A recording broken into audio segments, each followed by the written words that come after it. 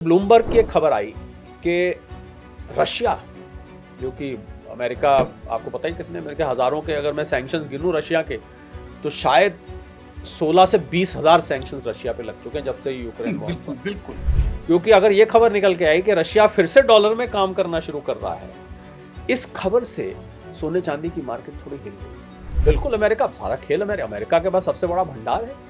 8,800 9,000 ton के आसपास तो सोने का ऑफिशियल भंडार है, प्लस जेपी मॉर्गन जो अमेरिका की कंपनी, उनके पास तो निजी तौर पे सबसे बड़ा भंडार उनके पास। और अभी भी खरीदने में लगा है गोल्ड। अभी भी खरीद रहे हैं। अब पर अपने डॉलर को लेके वो बहुत, मैं कहूंगा कि पॉजिटिव है। खेल क्या चल रहा है देखिए, शॉर्ट टर्म में, यानी कि छोटी अवधि में सोने चांदी की कीमतें ये आपको नाच दिखाती रही। मैं लंबे वक्त के निवेशक के साथ खड़ा हूं और लंबे वक्त के निवेशक की ही मैं बात ज्यादा करूंगा। इंग्लिश में कहावत होती है, दिस इज अ लल बिफोर द स्टॉर्म। बहुत तेज तूफान कहते हैं जब समुद्र में आता है ना, आने वाला होता है, उससे पहले एकदम सब शांत हो जाता है। आप अगर 2 से 5 साल तक सोने के साथ सोते हैं, भूल जाइए इसको, लेके रख दीजिए एक तरफ, मत देखिए इसके रेट रोज। तो मुझे लगता है कि लोगों को सोना आपके निवेश का एक हिस्सा होना चाहिए। आपको इंतजार करना चाहिए। अब ले लिया तो ले लिया, अब जब ले ही लिया है तो इसको लेके रख दीजिए और 1 साल 2 साल का इंतजार करिए, ये अपने उस मकाम को छुएगा। नमस्कार, मैं हूं आपका हमजुआन संजीव चौहान और इस वक्त आप बने हुए स्टेट मिरर हिंदी पर। आज की खास कार्यक्रम सोना चांदी, चांदी सोना, सोना चांदी, चांदी सोना। कुछ नहीं है, चारों तरफ सोना चांदी। सिर्फ भारत के ही परिप्रेक्ष्य में नहीं, चीन से लेकर अमेरिका तक, रूस से लेकर पाकिस्तान, अफगानिस्तान, कहीं देख लो सोना चांदी। अगर सोने चांदी पे ही बात करनी है तो फिर क्यों ना डॉक्टर शरद कोहली से बात की जाए, जो आपके घर की छोटी सी अलमारी में अगर 50,000 रुपये हैं उसका भी बता देंगे कैसे क्या करना है इस्तेमाल, और अगर 5,000 रुपये हैं तो उसका भी बता देंगे, और 50 करोड़ आपके घर में है उसका भी बता देंगे। स्वागत है डॉक्टर शरद कोहली साहब। बहुत पॉडकास्ट हम लोग करते रहते हैं, लेकिन शरद जी, ये जो बजटिंग है, कहते हैं महिलाओं का काम है घर को संभालना, लेकिन सोने चांदी का मामला जो है बिखरा है कहिए या इकट्ठा हुआ है, भारी हो गया है, ये तो आप ही संभाल रहे हैं। और मैं तो कहता हूँ पूरे हिंदुस्तान के मीडिया में इस वक्त आप छाए हुए हैं। सोना चांदी, चांदी सोना, मतलब लोग चीन, यूक्रेन युद्ध, रूस और अमेरिका के जो तलखुते रिश्ते, ईरान, सब भूल गए हैं। सब जगह सोना चांदी, क्या तूफान, इसको जलजला कहते, तूफान आया हुआ है। पहले तो आपको संजीव और स्टेट मिरर के सभी फॉलोअर्स, व्यूअर्स, सब्सक्राइबर्स को मेरा अभिनंदन, और मुझे जो जनता का, व्यूअर्स, फॉलोअर्स, सब्सक्राइबर्स का प्यार मिल रहा है उसका आभार तो मैं ज़िंदगी भर दे नहीं सकता हूँ। मुझे लगता है कोई शब्द काफ़ी नहीं है और ना कुछ मैं ऐसा कर सकता हूँ जो आभार उतार सकूँ, तो उसके लिए तो मैं हमेशा ऋणी रहूँगा। पर आपने जो बात कही कि लोग सब चीज़ भूल कर सोना चांदी कर रहे हैं, एक इससे इससे संबंधित बात भी है और इससे विपरीत बात भी है कि सोना चांदी ने लोगों को इन खबरों से जागरूक भी कर दिया है। आपको याद होगा, आप ही के पॉडकास्ट में मैंने ये कहा था एक बार कि अगर सोने चांदी के बारे में अगर जानना चाहते हैं आप कि कहाँ जाएगा, बजाय इसके मैं भविष्यवाणी करूं कि जैसे वो कि रॉबर्ट साहब करते हैं कियोसाकी के, ये 7 लाख जाएगा, इतना जाएगा, बजाय उसको करने के आप अगर उनके ऊपर और नीचे जाने के जो कारण हैं, उन कारणों को अगर आप ट्रैक रखेंगे तो आप सोने चांदी की कीमत को खुद ही पहचान पाएंगे, उनकी कीमतों को खुद ही फोरकास्ट कर पाएंगे। ये बात मैंने आपके, मुझे याद है, पॉडकास्ट पे बोली थी। मुझे भी याद है और मैं उस बात को दोहराना चाहूंगा क्योंकि जिन लोगों ने उन कारणों पे नजर रखी वो ग्लोबल खबरों से बहुत जागरूक हो गए। और जितनी आपने नाम ली, रशिया यूक्रेन का युद्ध हो गया, ईरान के ऊपर मंडराते हुए जो युद्ध के बादल हैं, चारों तरफ से घेर रखा है। उनकी नई शिप है, यूएसएस अरमादा बोलते हैं, ट्रंप साहब ने वो भी भेजी है, और सारे के सारे खाड़ी के देशों को उन्होंने अलर्ट किया हुआ है, आप जानते ही हैं। एक मीम चल रहा है इसी से संबंधित, मुझे याद आया संजीव, सोशल मीडिया पे मैंने देखा, उसका नाम है टैको, TACO। उस टैको का फुल फॉर्म होता है ट्रंप ऑलवेज चिकन्स आउट।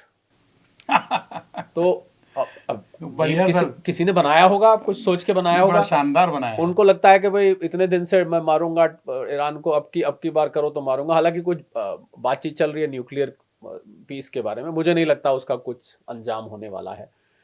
बातचीत है, क्योंकि साथ साथ बातचीत चल रही है, साथ साथ अरमादा भी आ गई है जो उनकी शिप है, और उधर हूथियों ने वार्निंग दे दी है कि हमारा जो है, हमारी उंगली हमारे उस पे ट्रिगर पर है, आप कुछ करो तो हम बताएंगे, हम किसी किसी शिप को नहीं छोड़ेंगे रेड सी में, वगैरह वगैरह। तो एक तरफ ये सिचुएशन बनी हुई है, रशिया यूक्रेन घमासान हो चुका है, रशिया ने यूक्रेन के एनर्जी ठिकानों पर अब हमला करना शुरू कर दिया है, यस। और माइनस में टेम्परेचर होता है सर्दियों में, आपको पता है। वो लोग बेचारे, मुझे तो लग रहा है बहुत सारे लोग तो ठुठुर के मर जाएंगे, उनके सैनिक तो मर ही रहे हैं। एक दिन तो अभी 2-3 दिन पहले एक दिन में 1200 सैनिक मरे रशिया के आक्रमण से। तो वो युद्ध घमासान हो चला है। इधर क्या हुआ है, जो बड़ी बात, ये तो चलिए जियोपॉलिटिकल टेंशन तो चली रही थी जो सोने चांदी को हवा दे रही थी। इधर जियो इकोनॉमिक फ्रंट पर, जिसको हम भू आर्थिक मोर्चा कहते हैं, वहां पर कुछ नई डेवलपमेंट्स हुई हैं। वहां पर नई डेवलपमेंट ये हुई है कि एक अभी ब्लूमबर्ग की खबर आई कुछ दिन पहले, और आज जब हम बात कर रहे हैं, शायद आपकी ये पॉडकास्ट शाम तक या कल तक ऑन एयर जाए, एक आध दिन लगेगा, तो इसलिए जब मैं सोने की चांदी की कीमत की बात करता हूं तो मैं उसमें एक डेट डाल देता हूं, जिससे कि लोग कमेंट में भी कई बार लिखते हैं कि आप डेट डाला करिए। इस समय जब हम बात कर रहे हैं तो सोना 4900 और 4950 डॉलर के बीच में घूम रहा है, यानी भारतीय रुपयों की बात करें तो 1.5 लाख के आसपास प्रति 10 ग्राम। चांदी चांदी जो है वो करीब 76 डॉलर तक आ चुकी है, यानी कि 2,40,000 से भी कुछ नीचे ऊपर इधर उधर चल रही है। कहाँ 4,20,000 थी, सोना 1,80,82,000 पहुंच गया था। तो डेवलपमेंट ये हुई है कि ब्लूमबर्ग की एक खबर आई कि रशिया, जो कि अमेरिका, आपको पता ही कितने, मेरे के हजारों के अगर मैं सैंक्शंस गिनूं रशिया के, तो शायद 16 से 20 हजार सैंक्शंस रशिया पे लग चुके हैं जब से यूक्रेन वॉर बिल्कुल हुआ। बिल्कुल। तो सैंक्शंस की इतनी लंबी लिस्ट है कि हम आप गिनवा भी नहीं सकते। वहां खबर आई एक अजीब सी कि अब वो डॉलर में व्यापार करने का प्रोग्राम बना रहे हैं ट्रंप साहब। अब ये नहीं समझ में आता कभी कभी तो संजीव, कि ट्रंप साहब रशिया या ट्रंप साहब दुश्मन हैं या ये उनके वकील हैं और दोस्त हैं, क्योंकि जेलेंस्की साहब को वो निरंतर उनकी वकालत करते हैं। अरे भाई दे दो ना अपना 1/3 हिस्सा यूक्रेन का, और पीस खरीद लो, शांति खरीद लो। अब भला कोई ऐसे कोई कहता है तो इस चक्कर में उनका यूरोप से मतभेद हो गया है कि यूरोप वाले नहीं चाहते कि जेलेंस्की साहब अपना कुछ हिस्सा छोड़ें। नाटो भी खिलाफ हो गया है नाटो के अमेरिका खिलाफ, के। और ट्रंप साहब जो है वो कहते हैं कि आप अपना हिस्सा दे दो। तो ये नहीं समझ में आता। बड़ा, मैं निजी तौर पे अर्थशास्त्री होने के नाते बड़ा कंफ्यूज हूं कि वाकई में ट्रंप साहब पुतिन को नापसंद करते हैं या पसंद करते हैं। क्योंकि अगर ये खबर निकल के आई कि रशिया फिर से डॉलर में काम करना शुरू कर रहा है, इस खबर से सोने चांदी की मार्केट थोड़ी हिल गई। हालांकि खबर थी ब्लूमबर्ग की, अभी कोई कंफर्मेशन नहीं है। हिल इसलिए गई कि इससे ये अंदेशा लगाया जाने लगा संजीव कि अब शायद डॉलर मजबूत होने लगे, क्योंकि नेचुरल बात है, जब रशिया का भी व्यापार शुरू हो जाएगा तो डॉलर का प्रचलन बढ़ेगा। रशिया दुनिया की सबसे बड़ी कंट्री है, अर्थव्यवस्था उतनी बड़ी नहीं है, अर्थव्यवस्था तो भारत से आधी है। बाय द वे, जो लोग नहीं जानते कि भारत से आधी है अर्थव्यवस्था, पर एरिया वाइज वो दुनिया के सबसे बड़ा देश है। तो इसकी वजह से क्या हुआ, सोने चांदी के मार्केट में चिंता हो गई कि भाई ये तो जो है अब डॉलर मजबूत होगा। और आपको पता है डॉलर अगर मजबूत होता है तो सोना चांदी गिरता है, डॉलर कमजोर होता है तो सोना चांदी चढ़ता है। इसके बारे में हम कई दफे बात कर चुके हैं, और जो लोग हमको आपको देख रहे हैं, मुझे ये भी उम्मीद करता हूं वो कई जगह इस बात को देखते हैं कि सबसे बड़े कारणों में से एक डॉलर का कमजोर होना है। और अब डॉलर की मजबूती की खबर आई तो एकदम से जो था सोने चांदी के दाम जो है वो पिलपिले होने लगे, सॉफ्ट होने लग गए, नीचे आने लग गए। यही जो सोना फिर 5,000, 5,050, 5,100 के आसपास पीछे पहुंचने लगा था, मैं करीब हफ्ते 10 दिन पहले की बात कर रहा हूं। वो अब गिर के फिर आज जब हम बात कर रहे हैं $49 और $4950 के बीच में आ गया है। तो कुछ सेलिंग उसमें आई है, ये अंदेशा, और प्लस और कुछ मिले जुले आंकड़े अमेरिका से आए भू आर्थिक यानी जियो इकोनॉमिक फ्रंट पर।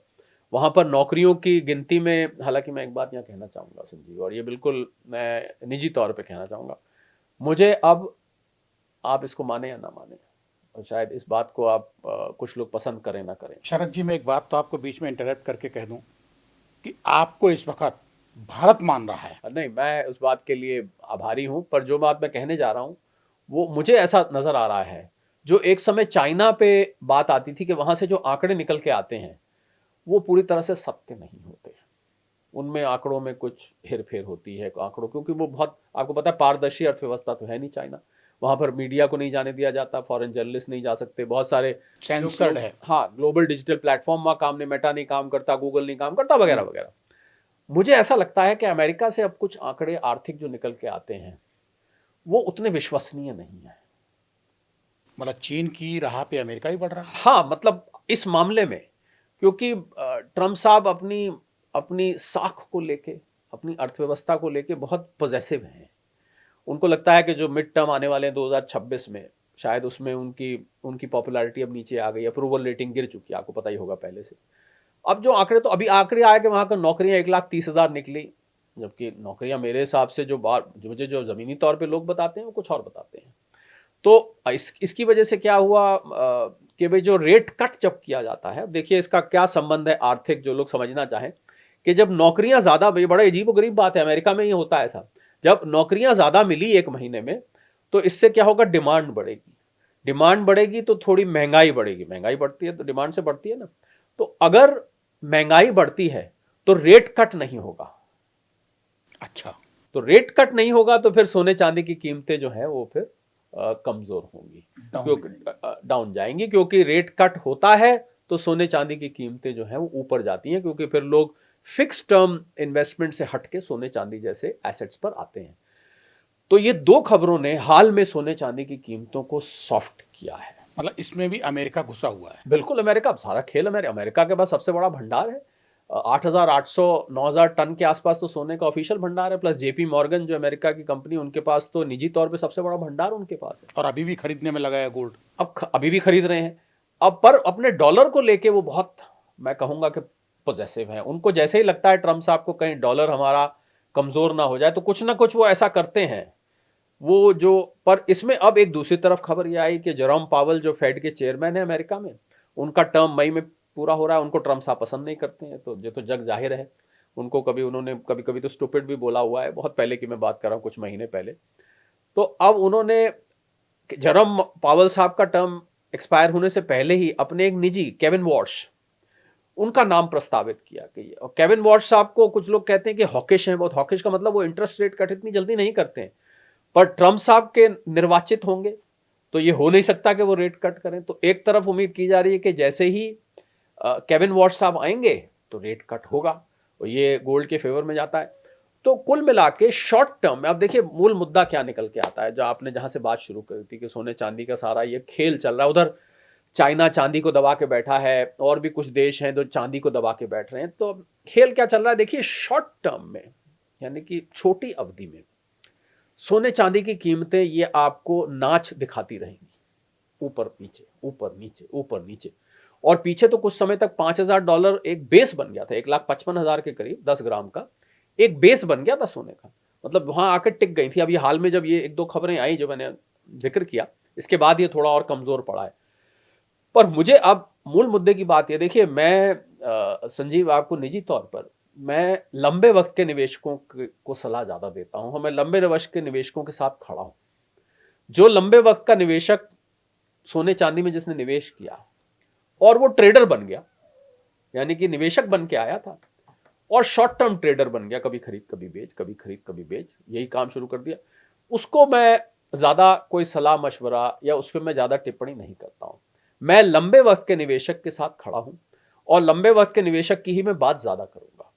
तो मुझे लगता है कि सोना चांदी आज भी लंबे वक्त में, अब ये लंबा वक्त सीधा सवाल उठेगा क्या है, 2 साल 3 साल 5 साल, ये लंबा वक्त 2 से 5 साल है।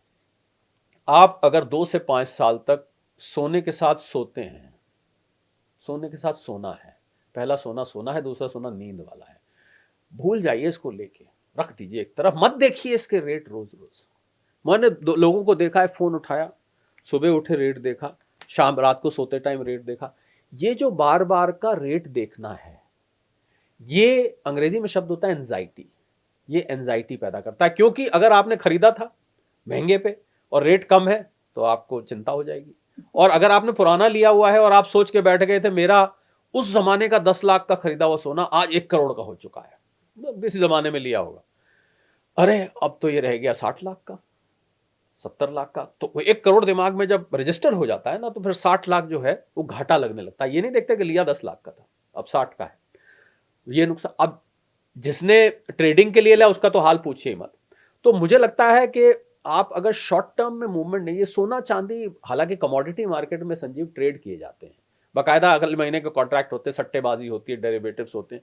पर मुझे ऐसा लगता है कि सोना चांदी ना ये बार बार खरीदने बेचने की चीजें नहीं है, ये ऐसी चीजें हैं जो लेके लंबे रखे, देखे ना आपकी दादी जी, आपकी नानी जी, आपकी आपकी माता जी, आपके जो एंसेस्टर्स हैं, देखिए ना वो हार चले आते हैं, ये नौलखा हार है बेटी, ये मेरी मेरी हमारी विरासत है, ले आज से तुझे देती हूँ, इसको इसको मेरी निशानी रखना। वो जब बेटी बहुत साल बाद माता जी के जाने के बाद निकालती है, वो अपनी बेटी को वही डायलॉग बोलती है, ये बेटी मेरी माँ ने मुझे दिया था, मेरी सास ने मुझे दिया था, ये हमारे परिवार का नौलखा हार है, आज ये 30 तोले का, 50 तोले का है, 40 तोले का, इसको संभाल के रखना।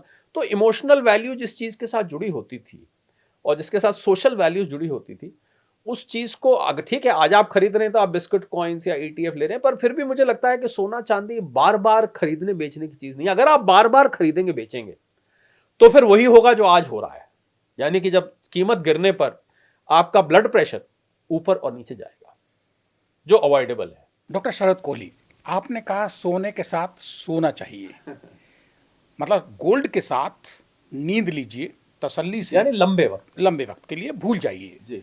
सुबह और शाम की एंजाइटी मत लीजिए जी। सोने के चक्कर में नींद मत उड़ाइए, जी। अपना सोना मत हराम करिए जी। दो बातें हो रही हैं सर कि वास्तविकता तो यह जमीन की अगर देखी जाए कि सोने और चांदी नींद उड़ा रखी है, और ऐसे में डॉक्टर शरद कोहली जैसा हिंदुस्तान का मशहूर जानकार अर्थशास्त्री ये कहता है कि भैया भगदड़ से हटो, तसल्ली की तरफ बढ़ो जी। लेकिन सोना ये तो अशांति पैदा करता है आप ही के हिसाब से जी। तो चैन कहाँ देगा ये, देखिए कब देगा? देखिए उसमें श्रीमद् भागवत एक ग्रंथ है, उसमें राजा परीक्षित का जब प्रसंग आता है तो उसमें जब कलयुग को श्राप मिलता है तो उनमें पूछता है कहाँ रहूं मैं, उसमें से स्वर्ण एक चीज कही जाती है। तो ये तो ठीक बात है, आपने बिल्कुल पते की कही कि सोना जिसके पास है तो उसमें क्योंकि कलयुग का वास होता है, हालांकि दिव्य धातु है, ये दिव्य धातु है, ये धरती की धातु नहीं है, लेकिन श्रापित भी है। ऐसा, हाँ श्रापित इसलिए है कि इसमें कलयुग का वास है। ऐसा मानते हैं कि सोने को छूने से ही आपको कुछ कुछ होने लग जाता है, और जब आप पहनते हैं चेन वेन, सोचिए मैंने तो ऐसे लोग, बप्पी लहरी जैसे लोग होते हैं जो कि सोने से लदे रहते हैं। तो मुझे लगता है कि लोगों को सोना आपके निवेश का एक हिस्सा होना चाहिए। अगर आप, अब पीछे हुआ क्या कि पिछले कुछ महीनों में खासकर सोना चांदी सोना चांदी सोना चांदी, लोग इतना ज्यादा उसमें स्वर्णमय हो गए, अगर मैं इसको ऐसे कहूं, चांदीमय हो गए कि उन्होंने बाकी सब निवेश को भूल गए। शेयर मार्केट बेचारी गिरने लग गई, म्यूचुअल फंड में लोगों ने एसआईपी बंद कर दिए, प्रॉपर्टियां लोगों ने बेचनी शुरू कर दी, एफडीज भुलवानी शुरू कर दी। तो इतना इतना ज्यादा मुझे लगता है किसी एक एसेट, ठीक है ये सोने चांदी का जो ये दौड़ थी ये अनप्रेसिडेंटेड थी यानी कि पिछले कुछ वर्षों में ऐसा नहीं देखा गया था, ये मान लिया मैंने, पर इसका ये मतलब तो नहीं कि आप उसमें इतना ज्यादा डूब जाएं कि आप बाकी के निवेश के जो एसेट क्लासेस हैं उनको भूल जाएं। पहली बात, अपनी रोजमर्रा की जिंदगी को भुला के केवल सोने चांदी की कीमतें देखते रहें, ये मुझे लगता है कहीं ठीक नहीं है। चैन तो उड़ेगा ही। अच्छा संजीव, किसी भी चीज का, चलिए आपकी बात का मैं एक दूसरे तरीके से जवाब, किसी भी चीज का जब आप अत्यधिक चिंतन करेंगे, उसके बेहिसाब आप वीडियोस देखना शुरू कर देंगे, एक एक चीज के 20-20 वीडियो आप देखना शुरू कर देंगे, तो फिर चिंता तो स्वाभाविक हो ही जाएगी। किसी भी चीज की आप करेंगे चिंता हो जाएगी। तो इस चिंता का कारण डॉक्टर शरद कोहली जैसे देश के जाने माने अर्थशास्त्री हैं जिनके वीडियो वायरल हो रहे हैं मिलियंस में बिलियंस में, या फिर सोना और चांदी? नहीं, देखिए अब जब जिस चीज की चर्चा होगी तो लाजमी बात है मुझे भी चर्चा, मैं एक इन्वेस्टमेंट इकोनॉमिस्ट, इन्वेस्टमेंट और फाइनेंस पे बोलता हूं, तो जो चीज भागेगी उसकी चर्चा तो होगी। कल को शेयर मार्केट भागती है, मुझे उस पर जिक्र करना पड़ता है, कल को म्यूचुअल फंड्स भागते हैं, मुझे उस पर जिक्र करना। चर्चा, देखिए मेरी चर्चा तो उन कीमतों के पीछे पीछे है, वो कीमत ऊपर, मैंने तो कीमत बढ़ाई नहीं, अगर मैंने बढ़ाई होती कीमत तो मैं जिम्मेवारी ले लेता। लेकिन कोहली साहब आप अगले 2-4-10 दिन 15 दिन का स्पेकुलेशन नहीं, सॉलिड एनालिसिस दे देते हैं। नहीं, मैं एनालिसिस देता हूं, पर भागती हुई चीज का देता हूं, मैं जो चीज ऑलरेडी भाग रही और पर मेरी वजह से नहीं भागती है, फर्क है दोनों बातों में। मैं उस भागते हुए के ऊपर कमेंट करता हूं कि क्यों भाग रही है। मेरी वजह से भागती होती तो मैं तो इसको इतना भगाता कि लोग अपना काम छोड़ के खाली सोना चांदी ही खरीदने लग जाते, अगर काश मेरे हाथ में होता। मेरा कहने का अर्थ यह है कि आप जब किसी एसेट क्लास का इतना ज्यादा चिंतन शुरू कर देंगे और देखिए जो चीज ऊपर जाती है वो नीचे तो आती है। ये जो आज सोने चांदी में मैं कहूंगा गिरावट और फिर स्थिरता, फिर थोड़ी गिरावट आई है, तो ये स्वाभाविक है, ऐसा तो होना ही था। ऐसा तो हो नहीं सकता कि सोना केवल निरंतर ऊपर चढ़ता जाए। हालांकि ट्रंप साहब जब तक बने हुए हैं तब तक अभी भी मैं मानता हूं कि सोना चांदी कुछ ना कुछ उसमें हरकत आती रही, क्योंकि वो चैन से बैठने वाले नहीं है, वो कुछ ना कुछ निकालते रहते हैं, कोई ना कोई नुक्ता उनके वहां से आता रहता है। पर मुझे लगता है कि आप अगर, क्योंकि लोगों ने खाली सोने चांदी का चिंतन किया है, इसलिए ये गिरावट ज्यादा चिंता पैदा कर रही है। ये मैं आपको कहना चाह रहा था। अगर आप इस पे से ध्यान हटा लेंगे, और ध्यान क्या हटाएंगे, अपने पोर्टफोलियो को फैला कर रखेंगे। आपको याद होगा, आपके आपके पॉडकास्ट में मैंने पहले कहा था कि आपको फैला के निवेश करना चाहिए। एक ही, never put all eggs in the same basket. एक ही टोकरी में सारे के सारे अपने एसेट्स को नहीं रखना चाहिए, आपको फैला के रखना चाहिए। अब लोगों ने गलती कुछ एक ने करी कि उन्होंने, जैसा मैंने कहा ना, शेयर मार्केट से पैसा निकाल के गोल्ड में लगा दिया, सिल्वर में लगा दिया, प्रॉपर्टी बेच के लगा दिया, एफडी तुड़वा के लगवा दी, और इस म्यूचुअल फंड्स अपने खत्म कर दिए, वहां लगवा दी। इस प्रकार की जब गलती होगी तो फिर चिंता तो बनती है, फिर चिंता बन जाती है। तो फिर ये तो स्वयं की, मैं समझता हूं कुछ हद तक चिंता स्वयं की क्रिएट की हुई, क्योंकि कभी भी एक एसेट क्लास एक ही डायरेक्शन में जा ही नहीं सकती। ये तो मैं आपको लिख के दे सकता हूं। शरद जी, एक तरफ निश्चिंत हो जाए आदमी, आपका कहना ये है, और एक तरफ अनिश्चितता के दौर में उहापोह की स्थिति में है। जी। आपने कहा एफडी तोड़ के लगा रहे हैं, म्यूचुअल फंड से निकाल के लगा रहे हैं, सोने चांदी पे जा रहे हैं। सवाल ये है कि सर, सोने चांदी ने इतनी चमक तो दे ही दी है आज, जो एफडी, म्यूचुअल फंड, शेयर बाजार, इन सबको फेल कर रहा है। ये तो सत्य है। मैं एक सेकंड टोकूंगा यहाँ पर, आपने जो बात कही पूरी करिएगा जरूर। जिन्होंने 1,70,80 पे लिया है, वहां आप ये नहीं कह सकते जो आप कह रहे हैं कि उनके लिए चमक नहीं, उनके लिए तो चिंता का कारण बन गया। जिसने 1,70 पे लिया, जिसने चांदी 4 लाख पे खरीदी, आज चांदी वहां से गिर के लगभग लगभग आधी के आसपास आ गई है। $120 पार करके आज $75 पे खड़ी। आधी नहीं तो आधी से थोड़ी फालतू है, चलिए, पर आधी मान लेता हूं। तो नेचुरल बात है, वो चांदी, वो चिंता तो देगा ही देगा। तो चमक उन लोगों के लिए चमक दी है संजीव, जिन्होंने पुराना, जिनके पास पड़ा हुआ था और उन्होंने मुनाफे पे बेच दिया और कमाया, या बहुत पुराना किया था आज भी रखा हुआ। जिसने सोना 30,000 पे लिया हुआ है 10 ग्राम पे, आज 1.5 लाख का 5 गुना उसका तब भी है। इतना गिरने, 6 गुना नहीं, 5 गुना है, तब भी है। पर फंसे वो लोग हुए जिन्होंने तेजी में खरीदा। उनको नहीं समझ में आ रहा कि अब क्या करना चाहिए। उनके लिए पहले मैं बता दूं, क्योंकि वो लोग आपको कान लगा के सुन रहे हो, पहले उनके लिए बता दूं। अगर आपने इसको तेजी में खरीदा, 1,70,80 पे लिया, आज गिर के 1,50 पे आ गया है, तो आपको इसको घाटे पे तो नहीं बेचना चाहिए। ये तो मैं नहीं सलाह दूंगा। हाँ, पैसा कहीं से उधार लेके खरीद लिया है, या कोई ऐसा पैसा यूज कर लिया आपने जो पैसा आपको शॉर्ट टर्म में जरूरत था, फिर तो आपके लिए समस्या, फिर आप ज्यादा इंतजार नहीं कर सकते। वरना आपको इंतजार करना चाहिए। अब ले लिया तो ले लिया, अब जब ले ही लिया है तो इसको लेके रख दीजिए, और 1 साल 2 साल का इंतजार करिए। ये अपने उस मकाम को छुएगा, वक्त लग सकता है पर छुएगा। वही मकाम को नहीं छुएगा, उससे ऊपर भी जाएगा, क्योंकि ये ऐसी चीज है संजीव जो कि खत्म होने वाली है। मतलब डॉक्टर शरद कोहली का ये कहना है कि सोने के साथ सोना सीख लीजिए तो आपको निश्चिंतता मिल जाएगी। जी। और सोने चांदी की चमक में आपने उस चकाचौंध में अपने को खोया तो आप चिंतित होंगे, आपको फ्रस्ट्रेशन पैदा होगा, और सब आप, मतलब इस मार्केट में जो भगदड़ मची है हो रहा है, उसमें आप गिरेंगे। हो रहा है, आपको चिंता होगी और आप हड़बड़ाहट में घाटे पे बेच भी देंगे। तो ऐसा ही हो रहा है जो आप कह रहे हैं। लोग ऐसा ही, आप देखिए ना, $5,600, $1,80,000 प्रति 10 ग्राम से गिर के 1,50,000 पे आ जाए, बहुत बड़ी गिरावट है। 20% के करीब करीब की गिरावट है। चांदी में तो और ज्यादा है, सोने में कम आई, चांदी में और ज्यादा आई।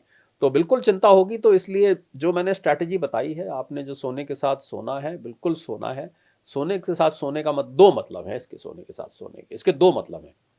पहला मतलब, जब आप सो जाते हैं तो आप कम से कम 7-8 घंटे तो सोते होंगे, तो आप बहुत देर के लिए एक पर्टिकुलर अपना पोजीशन ले लेते हैं, ठीक है। तो एक सोने का ये मतलब। दूसरा, जब आप सो जाते हैं तो आप बार बार चेक भी नहीं करते हैं कि क्या रेट चल रहा है, क्या सुबह रेट क्या चल हुआ, रहा है। दोपहर में रेट क्या खुला, रात को क्या हाँ, खुला। तो मैं जब सोना कह रहा हूं तो वो दोनों मतलब से कह रहा हूं। लंबी वक्त, इसका संकेत ये भी है कि लंबे वक्त के लिए रखना है। दूसरा संकेत है कि इसको बार बार चेक नहीं करना। अब आदत पड़ चुकी है आपको चेक करने की, तो छूट जाएगी आदत धीरे धीरे। जब वो नीचे जाएगा तो छूटेगी, पर ये उतार चढ़ाव इसमें आते रहेंगे, क्योंकि जो इस समय वैश्विक परिस्थिति है संजीव, जियो पॉलिटिक्स के पॉइंट ऑफ व्यू से मुझे लगता है बहुत ही सेंसिटिव बनी हुई है। रशिया और यूरोप के बीच में इतनी टेंशन है। रशिया ने अपनी ऑर्शनिक मिसाइल बेलारूस में लगा दी है। लुकाशेंको वहाँ के राष्ट्रपति हैं, उनके दोस्त हैं बहुत खास। उनका निशाना उन्होंने बर्लिन की तरफ, पेरिस की तरफ, लंदन की तरफ, रोम की तरफ, वॉर्सो पोलैंड की तरफ, उसका मुंह उधर को करके लगा दिया। बिल्कुल, मतलब एक दुनिया कहते हैं ना, एक बारूद पर बैठी है। वाकई में एक बारूद पे बैठी है। अगर ये कहीं से कोई चल गया बम, ये कोई भी, और ये ऑर्शनिक मिसाइल, बाय द वे ये मिसाइल न्यूक्लियर हेड्स कैरी करती है, आप सोचिए। और जिस प्रकार से न्यूक्लियर प्रोग्राम्स नए नए सामने आ रहे हैं, अभी पता लगा चीन अपने न्यूक्लियर प्रोग्राम को और आगे बढ़ा रहा है। अभी ये 2 दिन पहले की खबर है, भारत के सैटेलाइट ने पकड़ा है। बिल्कुल ठीक है। तो आप अगर देखिए, बड़ी सीधी सी बात है, अगर सब देश मिलके इतना बड़ा न्यूक्लियर कार्यक्रम चला रहे हैं और इतने बम बना रहे हैं न्यूक्लियर के, तो ये इन बमों का क्या होगा? क्या ये खाली रखे रहेंगे? क्या ये लॉकर में रखने के लिए? भाई आप अगर बम इतने बना के रख रहे हैं तो आप दूसरे देश को ही बताना चाहते हैं, देखिए मेरे पास न्यूक्लियर बम है, खबरदार अगर मेरे साथ कुछ किया। पर आपको नहीं लगता कि कितनी जल्दी उनका चलाने का मन बन जाएगा अगर किसी का भी सिर फिर गया तो इसको। और एक बार एक न्यूक्लियर बम चला तो मैं आपके फॉलोअर्स, सब्सक्राइबर्स, व्यूअर्स को एक सलाह देना चाहूंगा कि न्यूक्लियर, क्योंकि मैंने इस पर बहुत रिसर्च करी है कि न्यूक्लियर बम क्या होता है और न्यूक्लियर हथियार कैसा होता है।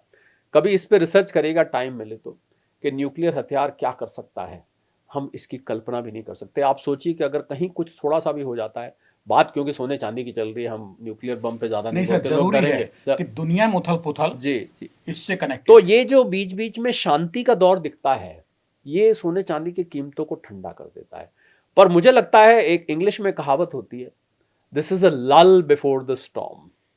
बहुत तेज तूफान कहते हैं जब समुद्र में आता है ना, आने वाला होता है, उससे पहले एकदम सब शांत हो जाता है, तूफान आने से बिल्कुल पहले की शाम। स्थिर हो जाता है। तो लल बिफोर द स्टॉर्म है।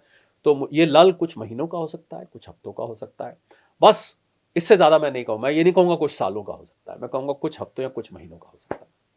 कोहली साहब, एक बहुत, चूंकि आपके पॉडकास्ट चली इसलिए रहे हैं कि आप आम पब्लिक की बात बताते हैं, आप अपनी जेब से ना खर्च कर रहे हैं सोना चांदी खरीदने के लिए, ठीक है, ना किसी को इन्वेस्ट कराने की सलाह देते हैं, आप अपने मन की बात करते हैं। हम लोग आपसे ये जानना चाहेंगे, जो लोग आप तक person to person, face to face, physical नहीं बात कर पा रहे हैं, सुबह सोने का भाव जब आदमी उठता है चांदी का तो कुछ और होता, दोपहर में कुछ और रात को कुछ और। आज दोपहर में किसी ने 1 लाख रुपए तोले का सोना लिया, वो शाम को 1,20,000 हो जाता है, तो वो तो खुश है कि मेरा 20,000 बढ़ गया 4 घंटे में। लेकिन जिसने चांदी सुबह ली थी 1 लाख रुपए मान लिया एग्जाम्पल के तौर पे, और उसकी चांदी आ गई 80,000 रुपये, वो दुखी आ गया। मतलब 12 घंटे के अंदर सुख और दुख सोने चांदी ने सब दिखा दिए। आप कहते हैं कि सोने की चमक में और चांदी की चमक में चुंधियाइए मत, सब्र से काम लो। लेकिन सर, माहौल तो हौच पौच वाला है, सुबह कुछ हो रहा है, शाम कुछ हो रहा है, दोपहर में कुछ हो रहा है। इससे आप बार बार कहते हो कि बचो, लेकिन सर जिसके पास पैसा है, जो इन्वेस्ट करना चाहता है, चाहे वो 50,000 रुपये का सोना चांदी लेना चाहता है, चाहे 5 करोड़ का, इस टाइम सुखी 50,000 का सोना लेने वाला भी नहीं है, और जिसके पास 2 टन सोना रखा है बनिए के पास जो बेचने को है, वो भी दुखी है, क्योंकि उसकी देहरी पे ग्राहक जाना बंद हो गया है। सर, ये सोना चांदी, मतलब एक तरीके से कहना चाहिए ना, जिंदगी में उथल पुथल मचा रखी है। समस्या का समाधान तो बताओ। देखिए, 2 प्रकार के सोने चांदी के खरीद बेच करने वाले लोग हैं। एक तो वो हैं जिन्होंने घर में ज्वेलरी रखी हुई है, ETF में पैसा रखा हुआ है और अपना बार्स, कॉइन्स रखे हुए हैं।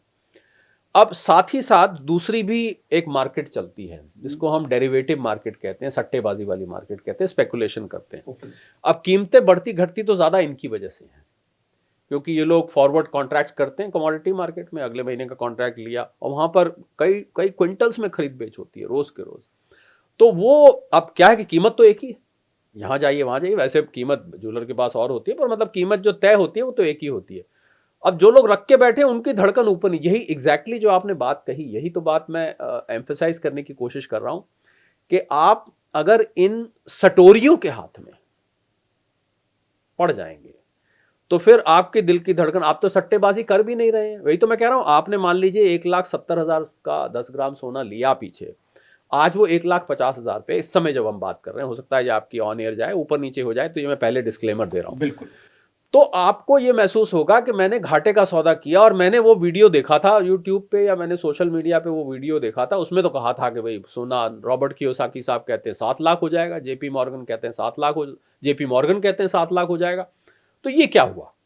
तो पहली बात तो आप ये देखिए कि आपने जब सोना खरीदा था, अब आपकी बात का सीधा जवाब दे रहा हूं मैं, आपने कितने वक्त के लिए खरीदा था?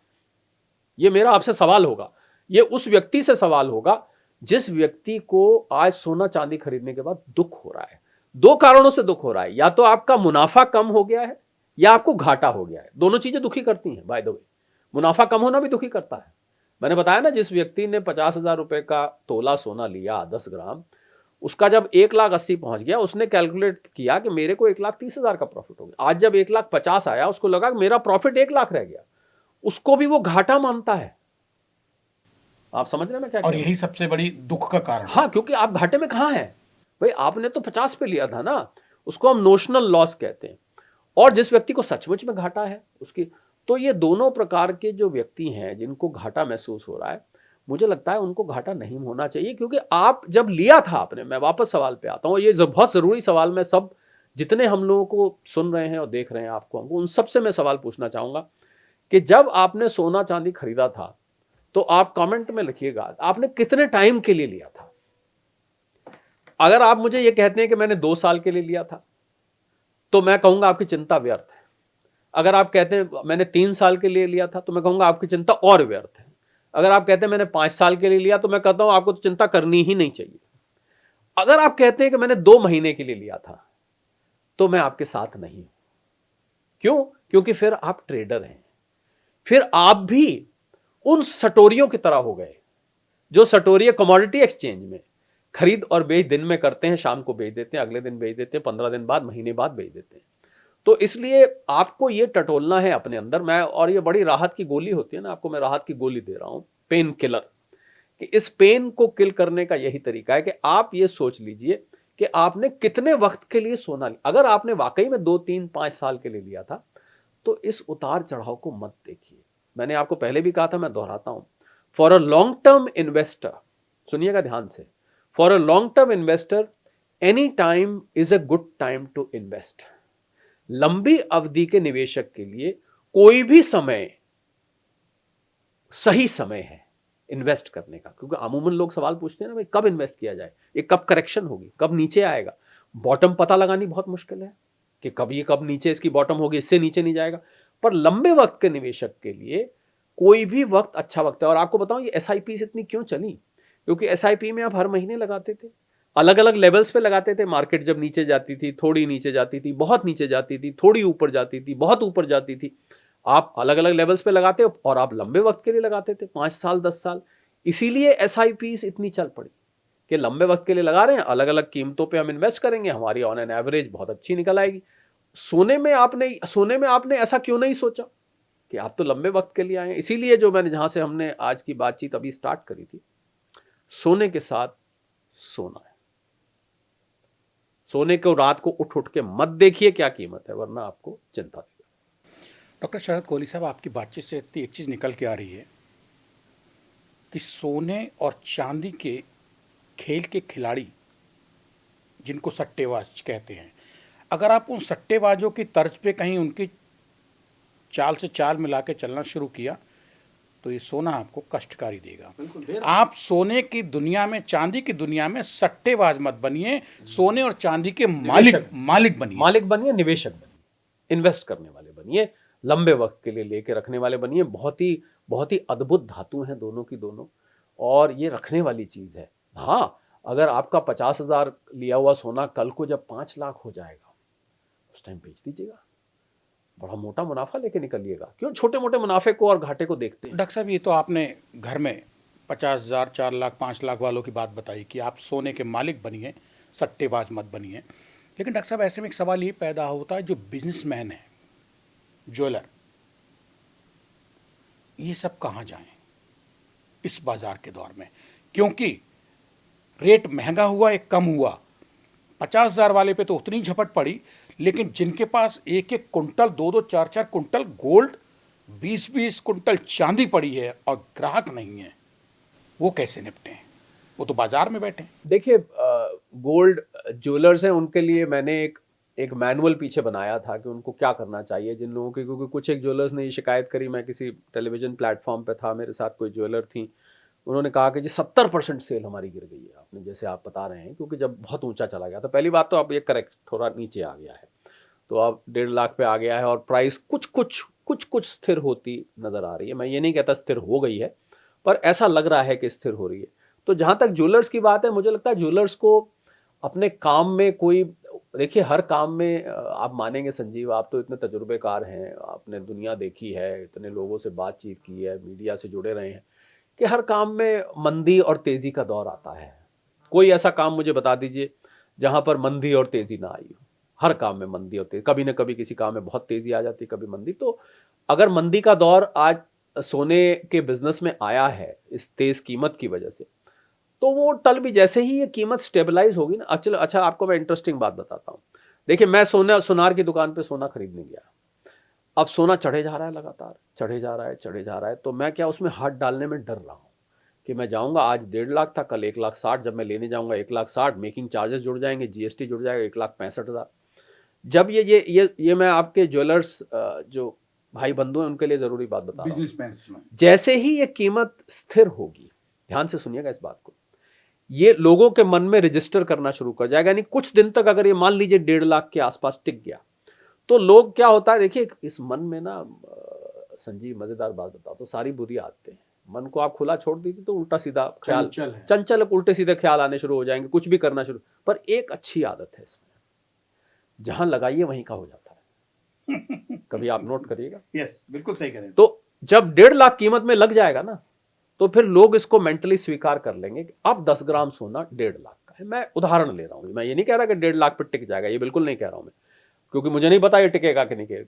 तो जब ये टिक जाएगा तो लोगों के मन में रजिस्टर हो जाएगा, वो ग्राहक वापस आ जाएंगे, क्योंकि उनके मन में हो जाएगा भाई। अब मान लीजिए मैंने बेटी की किसी ने शादी करनी है, उसने मान लीजिए सोना समझ लीजिए 5 तोला, 50 ग्राम देना है, उसने अपना बजट बनाया है, तो 7.5 लाख का हो गया आज। उसको पता है कि मैंने 7.5 लाख रुपए खर्चना है, ये मैं अलग निकाल के रख देता हूँ, ये मैंने बेटी को 50 ग्राम सोना देना था, या मान लीजिए 10 ग्राम देना, मुझे पता है कि मैंने 1.5 लाख का देना है। पर जब बहुत ज्यादा हिल रहा होता है ना, तब वो ग्राहक नहीं आता।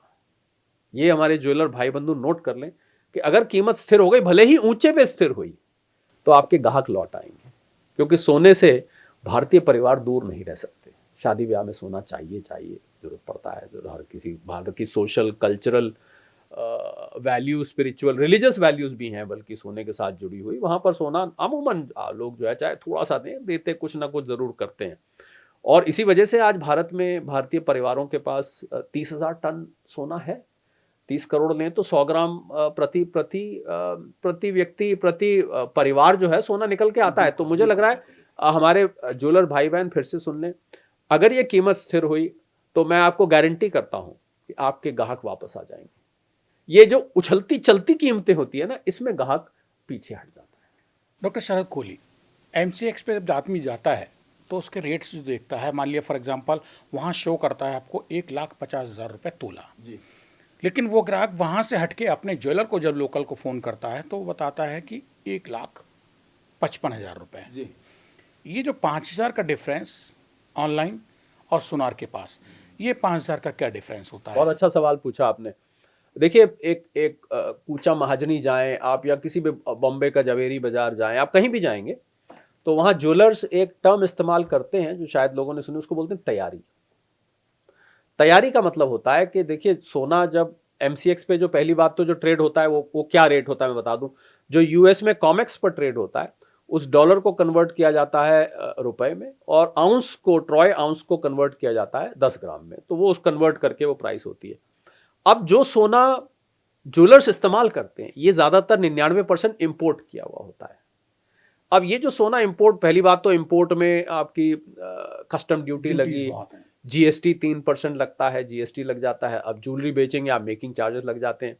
तो ये कुछ तो फर्क जीएसटी का है, कुछ फर्क आपको इंपोर्ट ड्यूटी का है, कुछ फर्क इसमें आता है तैयारी का। तैयारी का मतलब होता है कि मैं अगर ज्वेलर हूं संजीव, तो मैंने अगर अपने यहां मान लीजिए 2 किलो सोना स्टोर करके रखा है, तो मेरी लाने की भी कुछ कॉस्ट होगी। मैंने अगर उसको संभाल के रखा है, 2 बंदूक वाले गार्ड भी बाहर खड़े करने पड़ेंगे, प्लस मैं उसको मेरी तिजोरी में से मैं निकालूंगा, रोज मैं उसको हैंडल करूंगा, इधर से उधर लाऊंगा, आपको दिखाऊंगा, उसमें सारी सेल्स गर्ल्स भी चाहिए। तो सोने की जो कीमत एमसीएक्स होती है, उसमें कुछ पैसा जुड़ जाता है। वो आपको एमसीएक्स की कीमत पे नहीं दे सकते हैं, क्योंकि वो है डीमैट फॉर्म में, वो है आपका वर्चुअल गोल्ड, ये है फिजिकल गोल्ड।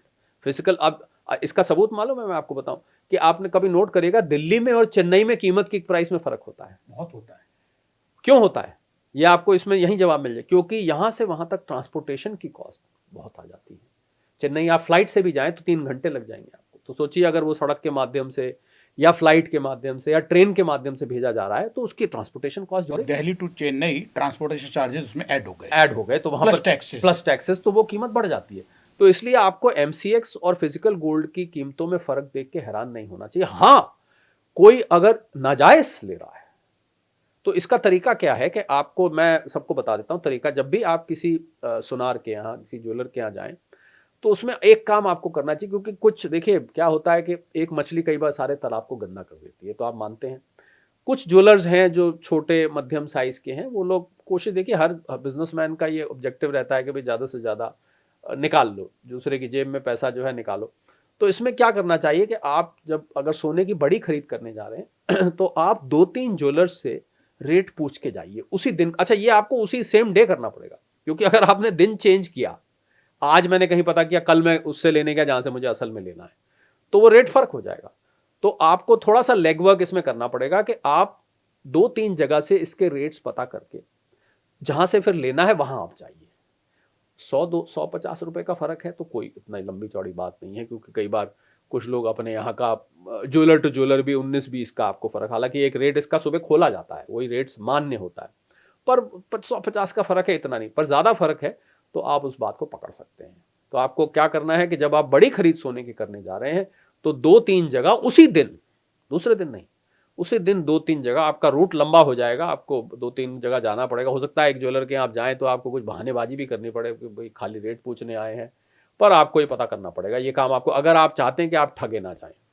डॉक्टर शरद कोहली, बहुत अच्छा आपने बताया। रियली एक आम आदमी की जुड़ी, कोई आसमानी ज्ञान नहीं है ये, ठीक है ना। ये आपने वो बताया जो घर में बैठा हुआ इंसान आप तक ना आ पाए, हम तक ना आ पाए, वो भी समझ ले कि मुझे क्या करना है। एक सवाल और पैदा होता है, बहुत सारे ऐसे ज्वेलर्स भी हैं जो कहते हैं कि अगर आप बिल पे लेंगे तो 2% चार्जेज लगेंगे प्लस 3% आपका जीएसटी लगेगा, 5% का खर्चा आएगा और आपको वो थोड़ा सा महंगा पड़ेगा। अब क्या करता है ग्राहक, उसने कहा 2% हम दे देते हैं, 3% बचा देते हैं। वो बिल पे ना लेके कैश में जाता है। अब कैश में ज्वेलर एक और चीज़ करता है कि जी जो रेट हम दे रहे हैं, फॉर एग्जांपल 1,50,000 रुपये तोले का सोना है, जो जीएसटी बिल पे अगर आप लेंगे तो वो 1,000 रुपये आपको महंगा पड़ेगा पर तोला, लेकिन वैसे आप लेंगे तो हम 1,000 रुपये कम कर देंगे। ये सब खेल है अंदर का, थोड़ा आप समझाइए पब्लिक को। देखिए, आपने बहुत ही संवेदनशील मुद्दे को छेड़ दिया है, क्योंकि देखिए जो लोग कैश ले रहे हैं संजीव, देखिए वो पूरी तरह से उसको हम 2 नंबर का, अगर 2 नंबर के पैसे से आप ले रहे हैं तो इसमें आप, मुझे नहीं पता आप वो 2 नंबर के पैसे वाले का पूछ रहे हैं, या क्योंकि अगर आपको ज्वेलर ये कह रहा है कि अगर आप बिल पे लेंगे तो इतने का और बिल पे नहीं लेंगे, तो इसमें लोगों को ये ध्यान रखना है कि ऐसा ना हो कहीं, आपने सवाल संवेदनशील क्यों पूछा है, ऐसा ना हो कहीं कि आप अपने वाइट के पैसे का 2 नंबर का सोना ले आए। समझ में आया आपको क्या? आपके पास पैसा तो 1 नंबर का था, पर क्योंकि आपने बिल नहीं, 3% जीएसटी और 1,000 रुपए पर तोला बचाने के चक्कर में आपने क्या किया कि आपने 1 नंबर के पैसे से 2 नंबर का सोना ले लिया कि थोड़ा ज्यादा मिल जाएगा, कि ज्यादा सस्ता मिल जाएगा, ये लालच। तो अब होगा क्या कि इस सोने को, अब इसका इंपैक्ट क्या होगा? आपने तो 1 नंबर का पैसा लिया, यानी कल को आपको इनकम टैक्स पूछता है कि आपने पैसा क्या खर्च किया, आप कहेंगे मैंने सोना लिया। परंतु जब सोना सामने आएगा और सोना आप बेचने जाएंगे तो आपके पास बिल नहीं होगा। अब बिल नहीं होगा तो क्या होगा, वो फिर कैश में ही बिकेगा, क्योंकि ज्वेलर्स तो तैयार हो जाते हैं, आपने सुना होगा तो अक्सर। अब आपका हुआ, इस गलती से क्या हुआ, आपका 1 नंबर का यानी कि टैक्स पेड मनी आपका 2 नंबर का बन गया। तो ये गलती कृपया ना करें। अगर आपका सारा वाइट मनी है, अगर क्या, मैं तो कहूंगा वाइट मनी है, अगर मगर मैं यहाँ क्यों लगाऊं, हम कोई ऐसी पॉडकास्ट में बात नहीं करना चाहते कि जिसमें हम कहें कि हम ब्लैक मनी की ऑप्शन भी किसी को दे रहे हैं, बिल्कुल नहीं। दे रहे हैं। तो आपका जो टैक्स पेड मनी है, ये गलती से कहीं दो नंबर का पैसा ना बन जाए, इसलिए बिना बिल के सोना, और वैसे भी नहीं लेना चाहिए बिना बिल के संजीव, क्योंकि हॉलमार्किंग आपको देखनी है, आपकी सोने की शुद्धता देखनी है, आपको सोने की प्योरिटी देखनी है। तो अगर आप बिल नहीं लेंगे तो कल को अगर प्योरिटी में दिक्कत आई, मेरे सामने एक पिछले कुछ महीने पहले केस आया, आपको हैरानी होगी सुन के, ये सच्ची घटना बता रहा हूँ। किसी शख्स ने, कोई गुजरात से आए थे, उन्होंने 1 किलो की ब्रिक खरीदी यहाँ पर सोने की, और कहीं से, मैं यहाँ तो नाम नहीं ले सकता, खरीदने वाले का भी बेचने वाले का भी, आपको हैरानी होगी, तोली 1 किलो की थी। उन्होंने कुछ महीने बाद उस ब्रिक को उनको जरूरत पड़ी कि भाई आधी बेच दूं मैं, जरूरत पड़ी घर में पैसे की आधी, जब काटी तो अंदर बुरादा भरा हुआ था, और वजन उसका पूरा 1 किलो, मतलब बुरादे समेत उसका वजन 1 किलो किया हुआ था। अरे तो ऐसी भी है, तो इसलिए आपका बिल लेना बहुत जरूरी है। अगर आप बिल नहीं लेंगे तो ऐसी कोई घटना घट जाती है, या मतलब प्योरिटी। सोने की ईंट में और बुरादा भरा निकले। हाँ, ये घाटा वो है जो आपने लालच किया था कि बिना बिल के ले आए, अपनी मेहनत की कमाई लगाए आए, 5% या 3% जीएसटी बचाने को, या 2% जो सुनार लेता है, लेकिन डॉक्टर साहब आपने तो कान खड़े कर दिए।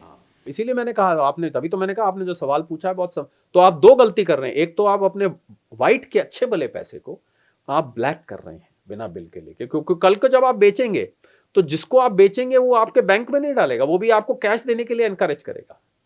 दूसरी गलती आप कर रहे हैं कि आप प्योरिटी की गारंटी नहीं ले रहे हैं, क्योंकि नॉर्मली उसके साथ एक वारंटी कार्ड मिलता है, वारंटी का एक कार्ड होता है जिस पे लिखी होती है, हॉल मार्किंग भी होती है, सोने के ऊपर भी हॉल मार्किंग होती है।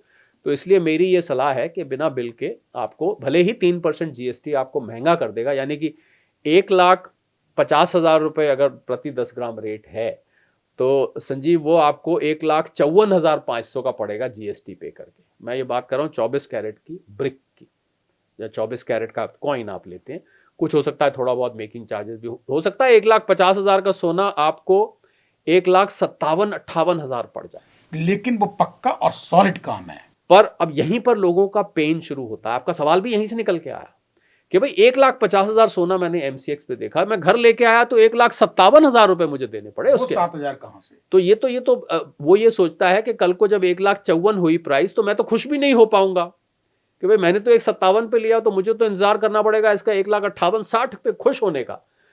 पर ऐसा ही है, और क्योंकि हम लंबे वक्त का निवेश की बात करते हैं, तो लंबे वक्त में 1,57 क्या 1,67 भी जा सकता है, कुछ भी जा सकता है। तो इसलिए जो है, आपको भले ही थोड़ा महंगा मिले, परंतु प्योरिटी और ये पैसे के कलर को चेंज मत होने दीजिएगा, ये मैं कह रहा ब्लैक व्हाइट के चक्कर में ना जी, पड़े, सिर्फ जी। व्हाइट के रहें। हूं। जी जी, अगर आप सफेद के रहेंगे, व्हाइट मनी के रहेंगे, तो आपका गोल्ड की तरह, गोल्ड रहेगा, चांदी की तरह चमकता बिल्कुल। और रहेगा। जब आप बेचेंगे तो आपको वापस बैंक में पैसा आएगा। ये बात कुछ लोग कहते हैं साहब उस पर कैपिटल गेन लगेगा। आप देखिए, यहाँ हम टैक्स की चोरी करने के तरीके तो आपको बताने वाले नहीं है। नहीं, हम भी नहीं पूछ रहे। हाँ, तो इसलिए मैं तो कहूंगा कैपिटल गेन लगेगा तो लगेगा, अब लगेगा तो जीएसटी लगेगा तो लगेगा, इसका कोई हल नहीं है, इस बात का कोई हल नहीं है, और ना ही हम ऐसी किसी बात पर फोकस करना चाहिए। डॉक्टर शरद कोहली, जब गोल्ड खरीदने जाइए तो दो तरीके का गोल्ड है। एक रॉ 24 कैरेट का ले लीजिए, 18 जो भी है, रॉ जो जेवर में नहीं है। जी। दूसरा जेवर में। अब जेवर में क्या फ़ायदा है और क्या नुकसान है वो मैं जानता हूँ, आपसे शेयर भी कर रहा हूँ, और फिर सवाल करते हैं। जेवर में मैन्युफैक्चरिंग चार्जेस जाते हैं, जीएसटी जाता है, जी। दो चीज़ें, और उसमें सिर्फ आपके पास जीएसटी और 2%, जी शायद मैन्युफैक्चरिंग चार्जेस ज़्यादा हैं जी जेवर में। आदमी किस में इन्वेस्ट करे और क्यों करे, और कौन आदमी कहाँ किस तरीके का इन्वेस्टमेंट? देखिए, इन्वेस्ट करना है तो फिर तो जेवर लेने का फायदा नहीं है। पहले भी हम आपके शो पे इस बात का जिक्र कर चुके हैं, और मैंने बहुत सारे प्लेटफॉर्म पे ये बात बोली है कि इन्वेस्टमेंट को और सोने की ऑर्नामेंटल वैल्यू को समय आ गया है कि अलग कर देना चाहिए। अब पहले तो एक ही होता था कि भाई सोना ले लिया, मैंने बताया ना आपको, हार दिया, उन्होंने कहा रख ये तेरे मुसीबत में काम आएगा, हमारी पुश्तैनी निशानी है, वगैरह वगैरह। अब समय आ गया है कि आप दो हिस्सों में कर दीजिए इसको। आप अपना जो आप निवेश करना चाहते हैं वो आप बार्स और कॉइन्स लें, और जो आप पहनना चाहते हैं घर में, जो आप अंगूठी है, चेन है, हार है, करदनी है, झुमका है, यहाँ वो बोरलो पहना जाता है, कुछ भी है, उसको आप अलग कर दें। क्योंकि, और एक बात और शायद पता नहीं बहुत सारे लोग जानते होंगे कि जो आप बार्स और कॉइन्स लेते हैं वो 24 कैरेट के होते हैं, पर ज्वेलरी 24 की नहीं बन सकती। नहीं, ज्वेलरी तो मुड़ जाएगी। वो 18 और 22। हाँ, 22 की। अगर नहीं प्योर था। ज्वेलरी भी होगी तो 22 की होगी। नहीं, आजकल ज्वेलरी तो 18, मैं उसी पे आ रहा था कि 18, 14, 9 कैरेट तक का भी गोल्ड अब बन ये रहा है। जो हाइप किया है उसमें। हाँ, जो जो ये ऊंचा गया, जब लोगों ने ज्वेलरी बनवानी शुरू करी तो कम कैरेटेज की बनवानी शुरू करी। तो मेरा ख्याल है कि ज्वेलरी और इन्वेस्टमेंट को अलग अलग कर कर पैसा लगाना चाहिए। जो आप इन्वेस्ट करना चाहते हैं बार्स और कॉइन्स या ईटीएफ में लगाइए, और जो आप पहनना चाहते हैं वो आप ज्वेलरी में लगाइए, 22 कैरेट 18, जितनी आपकी जेब परमिट करती है। डॉक्टर शरद कोहली कोई गया और सोना ले रहा है, कच्चा सोना जिसको 24 कैरेट कहते हैं, जेवर नहीं, उस पर उसकी मैन्युफैक्चरिंग चार्जेस बच गए अच्छे खासे। अब उसको 3% जीएसटी और 2% अभी की रूलिंग के हिसाब से वो देना है सुनार को। सवाल ये पैदा होता है कि सर उसमें उसने उसके सुनार के पास एक आधा किलो का 250 ग्राम का एक पीस है, उसमें से उसने काट के दिया, आपने कॉइन खरीदा तो उस पर तो है हॉलमार्क लगा हुआ, लेकिन जो उसने 250 ग्राम की बट्टी से 100 ग्राम की बट्टी से काट के आपको 5 लाख का सोना दे दिया टुकड़ा, उसको कैसे आप चेक करें? वो उसकी बट्टी देखें, क्यों? उसने तो पीस दिया है, आपको पता ही नहीं वो पीस आपका कहाँ से आ रहा है, उसने दे दिया आपको।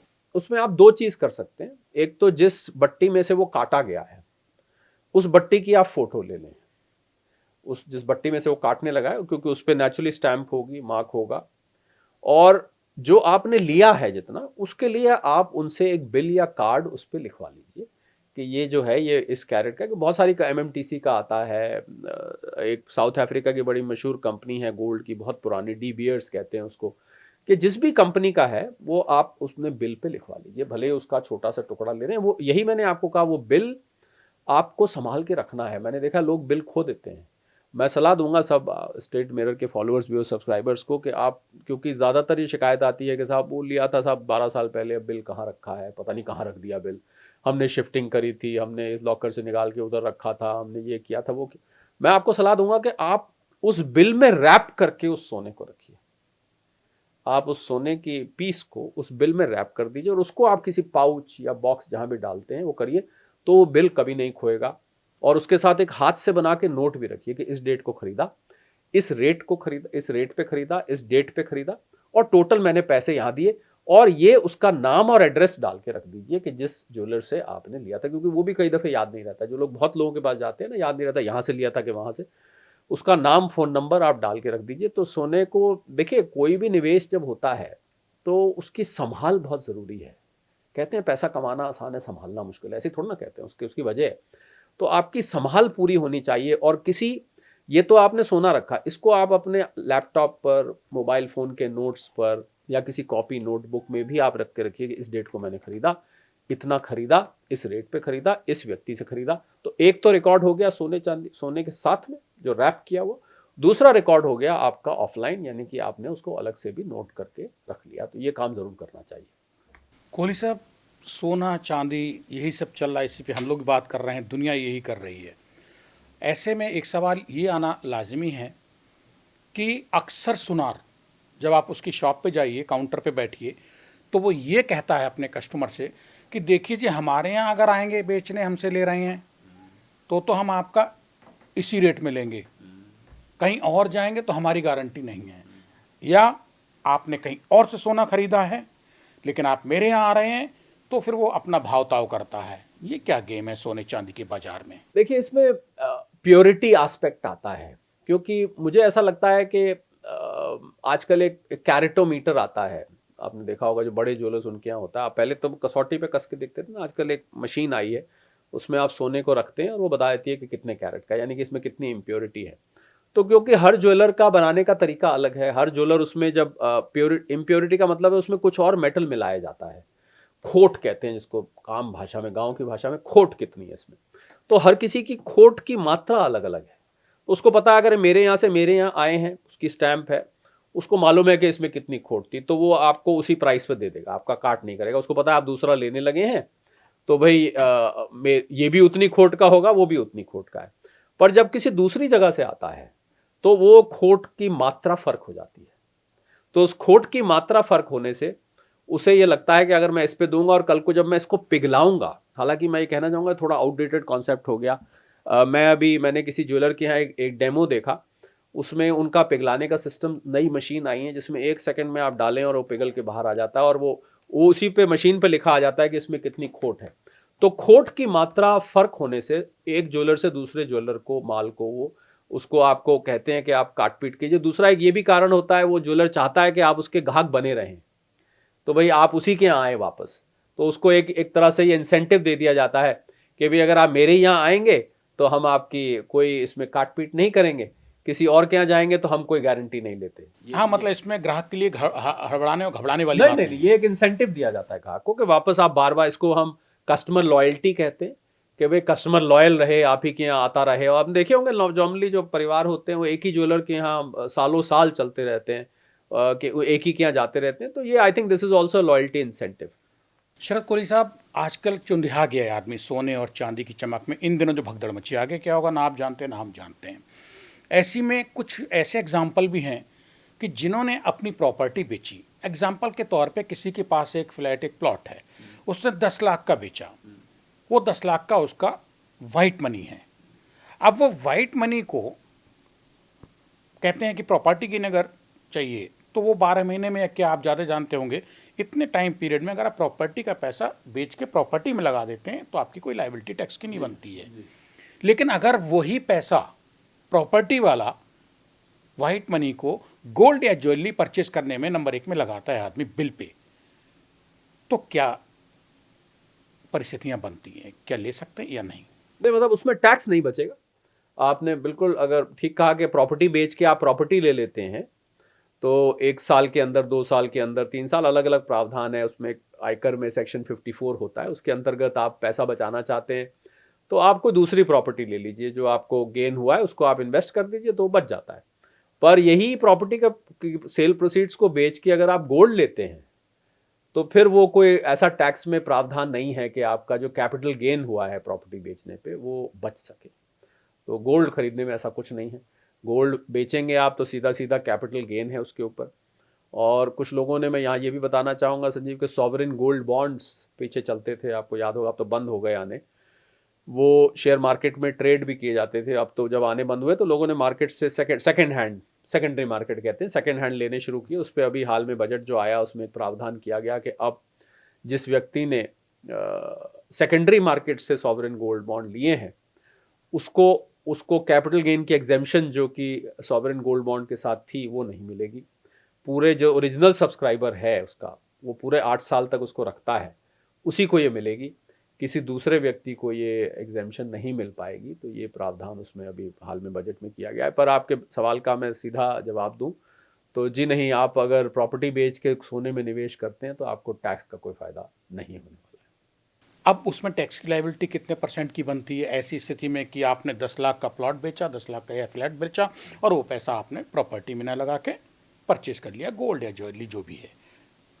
तो अगर आपने प्रॉपर्टी बेची है तो प्रॉपर्टी अगर लॉन्ग टर्म है, यानी कि आपने उस प्रॉपर्टी को लंबे वक्त के लिए रखा है, तो फिर 12.5%, उसमें दो ऑप्शंस होते हैं, या तो 12.5% टैक्स लगता है या फिर एक इंडेक्सेशन सिस्टम होता है। इंडेक्सेशन मतलब आपने पुरानी प्रॉपर्टी ली है, इन्फ्लेशन इंडेक्स आयकर अधिनियमों के अंतर्गत दी गई है, उस इंडेक्स का प्रयोग करें तो फिर 20% लगता है। तो दो ऑप्शंस दिए गए हैं टैक्स पेयर्स को, या तो 12.5% या 20%।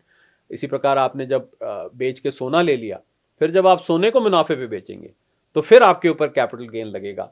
जब आप उसको जब आप प्रॉफिट एसेट पे कमाते जाएंगे, आपको सरकार को कैपिटल गेन देना पड़ेगा। हाँ, मतलब प्रॉपर्टी का पैसा प्रॉपर्टी बेचने से आया हुआ गोल्ड में या ज्वेलरी में लगाएंगे आप, सिल्वर में, तो फिर आप टैक्स की लायबिलिटी आप पे बनेगी। जी जी अदरवाइज कोई लायबिलिटी नहीं जी है। जी। डॉक्टर कोहली, मेरा सवाल ये था कि कोई आदमी, आज की जो भगदड़ मची हुई है, सोना चांदी तूफानी गति से ऊपर नीचे जा रहा है, कभी रेंग भी रहा कछुआ चाल से, ऐसे में प्रॉपर्टी में इन्वेस्टमेंट बेनिफिशियरी है या फिर गोल्ड और सिल्वर?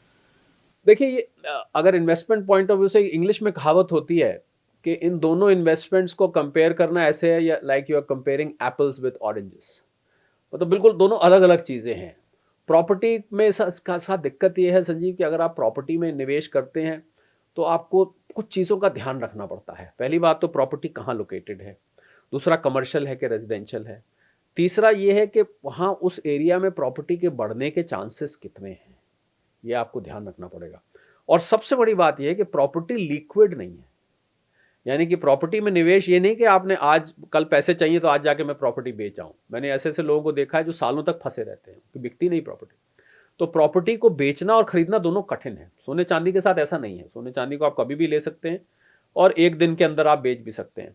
अब जहां तक बात है कि दोनों में से कौन बेहतर रिटर्न देगा, तो ये सोने चांदी पे, जैसे जब हमने बातचीत शुरू की थी तो मैंने शुरू में आपको बताया था कि लंबी अवधि में यानी कि 2 से 5 साल तक मुझे सोने चांदी का भविष्य अच्छा दिखाई देता है। और जो हालात बन रहे हैं दुनिया भर में, जिस तरीके से, खासकर सोने की मैं बात कर रहा हूँ, चांदी की मैं उतनी बात नहीं करता क्योंकि चांदी में बहुत बड़ा गेम चल रहा है। और चांदी के बारे में यहाँ एक मैं और जानकारी आपको देना चाहूँगा कि चांदी का प्रयोग, आपको याद होगा मैंने बताया था, सोलर सेल्स में, इलेक्ट्रिक व्हीकल्स में, एआई डेटा इक्विपमेंट में भी होता है। 55% चांदी कंज्यूम हो जाती है, यानी कि खत्म हो जाती है, वो यूज़ हो जाती है। क्योंकि जब इसकी कीमत इतनी बढ़ गई थी, 4,20,000 पहुंच गई थी, तो इन चीज़ों की कॉस्ट बढ़ने लग गई। भाई आप चांदी रॉ मटेरियल है ना, तो आपको कॉस्ट बढ़ेगी बढ़ेगी जब चांदी इतनी महंगी हो जाएगी। तो चांदी का विकल्प ढूंढे जाने लगा है। तो ये एक चिंता की बात हो गई कि भाई अगर अगर ये विकल्प मिल जाता है, इस पर रिसर्च चल रही है, अगर विकल्प मिल जाता है तो मुझे लगता है चांदी यहाँ से, चांदी की डिमांड गिर जाएगी। अगर चांदी की डिमांड गिरती है तो इसलिए चांदी के बारे में मैं बहुत स्पेकुलेटिव हूँ। और चांदी के बारे में मैं बहुत ज़्यादा कमेंट, क्योंकि जब तक इस रिसर्च का परिणाम नहीं आता संजीव, तब तक मुझे लगता है चांदी के बारे में ओपिनियन रिजर्व रखनी चाहिए, अगर ऐसा हो जाता है तो। डॉक्टर साहब, चांदी और सोने में से दोनों में अगर कंपेयर किया जाए तो आप एक मिडिल वर्ग के आदमी को, मैं बिजनेसमैन की बात नहीं कर रहा हूँ, सोने चांदी के ज्वेलरी के काम करने वालों से बात नहीं कर रहा हूँ, एक आम आदमी के लिए सोने और चांदी में से किस में इन्वेस्ट करना चाहिए और क्यों करना चाहिए, दोनों में से अगर चूज करना मुझे हो? लगता है सोना ज़्यादा ट्रस्टवर्दी है और ये सिद्ध भी हो रहा है संजीव। आप देखेंगे पीछे, अगर जब गिरा 1 लाख, वो 1,80,000 से 1,50,000 पे आया। चांदी 4,20,000 से 2,40,000 पे आ गई। तो आप देख रहे हैं कि चांदी चंचल ज़्यादा है, चांदी वॉलेटाइल ज़्यादा है और चांदी में सट्टेबाजी भी ज़्यादा होती है। तो इसलिए मुझे ऐसा लग रहा है कि सोना ज़्यादा ट्रस्टवर्दी है। कुछ परसेंट आप 5-10% अपने उसका उसमें रख सकते हैं चांदी में। मान लीजिए आप 100 रुपये निवेश करना चाहते हैं सोने चांदी में, तो उसमें से 5-10 आप चांदी में रख सकते हैं वैरायटी के लिए। पर ज़्यादा सोने पे भरोसा किया जा सकता है क्योंकि सोने के जो भंडार हैं, वैसे तो चांदी के भी भंडार सीमित हैं, पर सोना इस समय संजीव लगभग लगभग 70-80 हज़ार टन सोना बचा है धरती पे। और करीब आप लगाइए कि अगर मैं इसको इसको कन्वर्ट करूं, 5,000 टन के लगभग एक साल में सोना खनन किया जाता है, निकाला जाता है।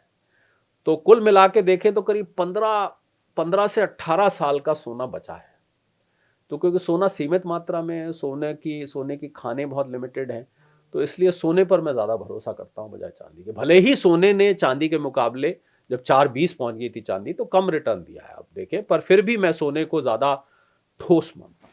मतलब चांदी की चकाचौंध में जो चौंधियाया, उसको पछताना पड़ सकता है क्योंकि वो तेज चलती मैं है। ये नहीं कहता कि पछताना पड़ेगा, पड़ सकता है, क्योंकि जो, अगर ये रिसर्च जिसकी मैंने बात करी, अगर ये रिसर्च साकार हो जाती है, यानी कि ये रिसर्च कोई विकल्प निकाल के ले आती है चांदी का, तो फिर तो आप सोचिए ना, मैंने बताया ना आपको, 55% चांदी तो इन चीजों में डिमांड आ रही है, यानी 45% चांदी बाकी निवेश में, लक्ष्मी गणेश बनाने में, चांदी के सिक्के बनाने में, या आप जो पैदा होते सोने की चम्मच से शहद बच्चे को चटाया जाता है, इन सब चीज़ों में बाकी वो, ये चांदी तो रिसाइकिल हो जाती है, पर वो चांदी तो समाप्त हो जाती है, तो उसकी डिमांड गिर जाएगी। तो जब किसी चीज़ की डिमांड गिरती है तो लाजमी बात है उसकी कीमत भी गिरती है। हाँ, मतलब सबके अपने अपने नफ़ा नुकसान हैं। अगर अशांत सोने को शांति के साथ आप उसके संग सोना सीख लें जी, तो लंबे समय के लिए सोना ही आपको सुखदाई होगा। हाँ, ऐसा ऐसा अभी जो परिस्थितियां देखिए, क्या है संजीव, अब किसी ने मुझसे कहा कि साहब आप लोग एक्सपर्ट हैं, तो अगर आप ही नहीं बता पा रहे तो आम आदमी क्या बता पाएगा कि आगे कहाँ जाएगा। तो मैंने एक सवाल किया और मेरे से ये सवाल किसी जर्नलिस्ट ने पूछा, तो आपसे मंझा हुआ जर्नलिस्ट कौन है, तो मैं आपसे एक सवाल करता हूँ, आप तो मेरे से सवाल पूछे, एक सवाल मैं भी पूछता हूँ। आपको 37-38 साल हो गए जर्नलिज्म में, अब मेरे एक सवाल का जवाब दीजिए। क्या आप मुझे ये बता सकते हैं, और ये मैं कहाँ से सवाल निकल के आया, क्योंकि सोने और चांदी की कीमतें खबरों पर चलती हैं, बैलेंस शीट तो है नहीं इसकी कोई। खबर ये आई, ट्रंप साहब ने कुछ कहा, रशिया ने, अभी मैंने आपको कहा रशिया डॉलर का सोच रहा है, ब्लूमबर्ग। क्या आप मुझे बता सकते हैं कि अगले 1 घंटे में क्या खबर आएगी दुनिया में से? अगर मैं ये बता दूंगा तो विधाता हो जाऊंगा। तो जब कोई वस्तु, आपने जवाब दे दिया, जब कोई वस्तु खबरों पर चलती है और उन खबरों का हमें पता ही नहीं कि अगले हफ्ते क्या खबर आने वाली है, या अगले घंटे क्या खबर आने वाली है, अगले महीने क्या खबर आने वाली है, तो भला उसकी भविष्यवाणी, खासकर उसकी कीमत की भविष्यवाणी जो लोग करते हैं, मैं उनका सम्मान करता हूं, भला उसकी कैसे करी जा सकती है? अगले क्षण क्या होने वाला है हमें नहीं मालूम कि क्या होने वाला है। पर हम ये जरूर बता सकते हैं एज एन एक्सपर्ट कि हां, जो वैश्विक हालात बन रहे हैं, जिस प्रकार से वैश्विक परिस्थितियां बन रही हैं, ये परिस्थितियां और ज्यादा मुझे दूर कहीं अनिश्चितता दिखा रही हैं। ये परिस्थितियां मुझे दूर कहीं अस्थिरता दिखा रही हैं। ये परिस्थितियां मुझे दूर कहीं अशांति भी दिखा रही है, बल्कि दूर नहीं, मुझे नजदीक अशांति भी दिखा रही हैं। तो ये तीनों चीजों का जो मैंने नाम लिया, अनिश्चितता, अस्थिरता, अशांति, ये तीनों सोना चांदी के मित्र हैं। और अगर ये पनपेंगे तो सोना चांदी साथ में पनपेगा। तो ये मैं एक विश्लेषण आपको जरूर बता सकता हूँ। और इंसान ने अगर इनके साथ शांति से सोना सीख लिया जी, तो चैन तो है। फिर आपको वो अशांति जो है मुनाफा दे जाएगी, वो जो आने वाली अशांति। हालांकि अशांति अच्छी नहीं है, मैं ये चाहूंगा कि मेरी जो ये भविष्यवाणी है कि मुझे आगे विश्व में अशांति दिख रही है, मुझे विश्व में अस्थिरता, अनिश्चितता दिख रही है, मैं ये भी चाहूंगा संजीव, आज आपके चैनल पे बड़ा दावा कर रहा हूं कि मैं गलत हो जाऊं। For once I would love to be wrong, क्योंकि अशांति अच्छी नहीं है, युद्ध अच्छे नहीं है, डिस्ट्रक्शन अच्छी नहीं है, सर्वनाश अच्छा नहीं है। तो सर्वनाश की भविष्यवाणी जब कोई करता है, कम से कम मैं तो ये चाहता हूं कि मैं गलत हो जाऊं। पर काश मैं गलत हो सकता, अगर हो सकता तो जरूर। पर मुझे जो नजर आ रहा है वो इसलिए लॉन्ग टर्म में आपको, आपने बिल्कुल ठीक कहा, अगर आप सोने के साथ सो रहे हैं तो आपको देगा। और रेट चेक करना बंद कर दीजिए। अगर आप चाहते हैं कि आपकी जिंदगी शांति से बीते, ये रेट दिन में 3 बार चेक करना बंद कर दीजिए। ये सटोरियों को करने दीजिए, सट्टेबाजी मत करिए, मत करिए। ये सटोरियों का काम है, दिन में 3 बार। अरे आप, बड़ी सीधी सी बात है, अगर मैंने 5 साल के लिए सोना लिया है, मैं दिन में 3 बार रेट क्यों चेक करूंगा? बीमारी है, मतलब आदत पड़ गई ना मुझे। तो रेट अगर आप चेक करना बंद कर देंगे, इसको रखेंगे, क्योंकि जब मैंने आपको लंबी अवधि का बता दिया कि क्या हालात है, तो इसलिए। और 5 साल तो मैंने बहुत ज्यादा बोल दिया, आप 2 से 5 साल में ही देखिएगा क्या हाल होता है। चलिए कोहली साहब एक बात बताओ, आप बड़े बहुत ही सटीक बात करते हो, हवा में नहीं, आपको पता होता है, या तो इंट्यूशन है, आपको कुछ गॉड गिफ्टेड है ये। आज से 2 साल बाद, सिर्फ इस टाइम है फरवरी 2026, मैं बात कर रहा हूँ फरवरी जो 2028 में, सोना और चांदी की मुस्कुराहट क्या होगी? एक यही सवाल है जो मैं जवाब नहीं देता हूं। मैं कभी भी, मैं देखिए, बहुत एक्सपर्ट्स हैं सोना चांदी पे बोलने वाले संजीव। अगर आप सोशल मीडिया पे भरा हुआ देखेंगे, है साहब, कितने लोग, सोना आप खोले ना, अगर सोशल मीडिया थंबनेल्स खोलेंगे, सब सोना, चांदी। सोना 3 लाख, चांदी 5 लाख, सोना 7 लाख, चांदी इतने लाख, कभी सोना धड़ाम। एक मैं ही ऐसा व्यक्ति हूं जो कभी भी कोई नंबर नहीं बोलता हूं, पर मैं ये जरूर बोलता हूं कि इनकी चाल आगे बुलिश है।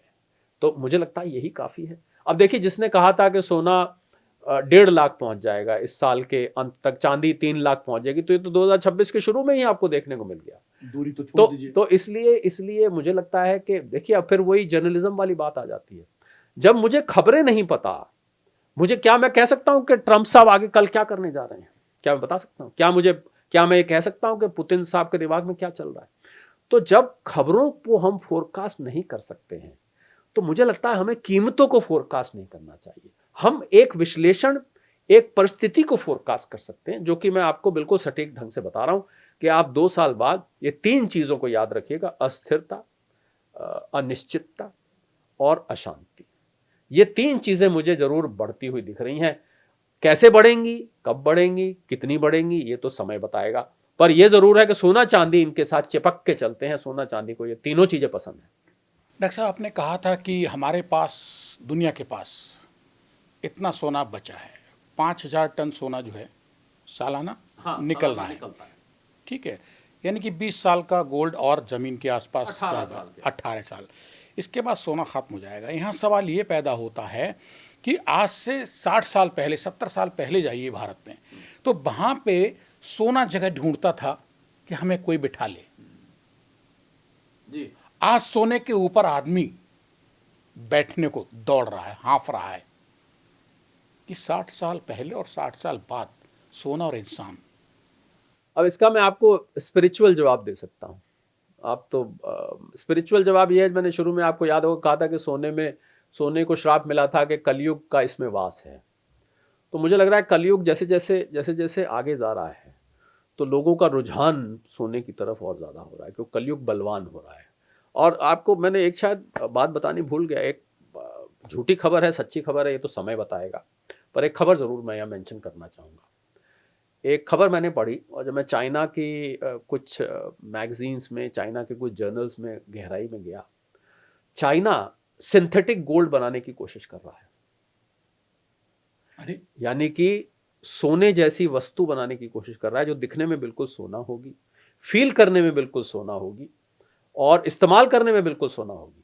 अभी तक जो प्रोग्रेस, जो मुझे जर्नल से पता लगा कि अभी तक उसके बनाने की कीमत असली सोने से ज्यादा है।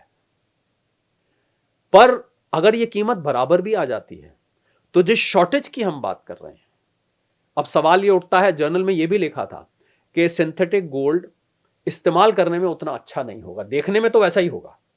जैसे आपको याद होगा चीन में, शायद आप नहीं जानते, उन्होंने एक सूरज भी बना रखे हैं, एक कृत्रिम सन है चाइना में, एक शहर उन्होंने बनाया हुआ है जहां पर 24 घंटे वो जब चाहें तो स्विच ऑन करते हैं, धूप निकल आती है, और उसको वो 24 घंटे भी रख सकते हैं। तो चीन के सोने को आप नकली सोना कहेंगे, आर्टिफिशियल? नकली, सिंथेटिक सोना, उसको मैं कहूंगा सिंथेटिक सोना।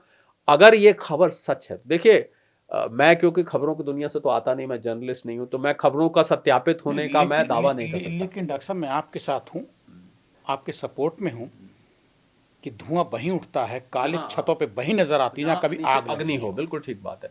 तो ये चीन ने कोशिश करी है, कहां तक कामयाब होती है, नहीं होती है, कितनी होती है, ये समय बताएगा। डॉक्टर साहब जब बात चीन के द्वारा सिंथेटिक सोना बनाने की तैयारियों की आ रही है, तो एक रेड गोल्ड भी है, उस पर बात करी जाए। लाल सोना क्या है ये, कहाँ है इसका? देखिए जिक्र आता है इसका, पर किसी ने इसको आज तक इस्तेमाल किया या किसी ने किया, हालांकि कुछ लोग कॉपर को बोलते हैं कि ये अगला सोना चांदी है, जो तांबा होता है, उसके बारे में कहा जाता है। और कॉपर का यहाँ पर क्योंकि कॉपर का जिक्र आया है, तो मैं कॉपर के बारे में, क्योंकि बहुत सारे आपके जो दर्शक हैं और सब्सक्राइबर्स हैं, व्यूअर्स हैं, वो कॉपर के बारे में जानना चाहते हैं। सोने चांदी की तो हमने बात कर ली, कॉपर के साथ एक समस्या है।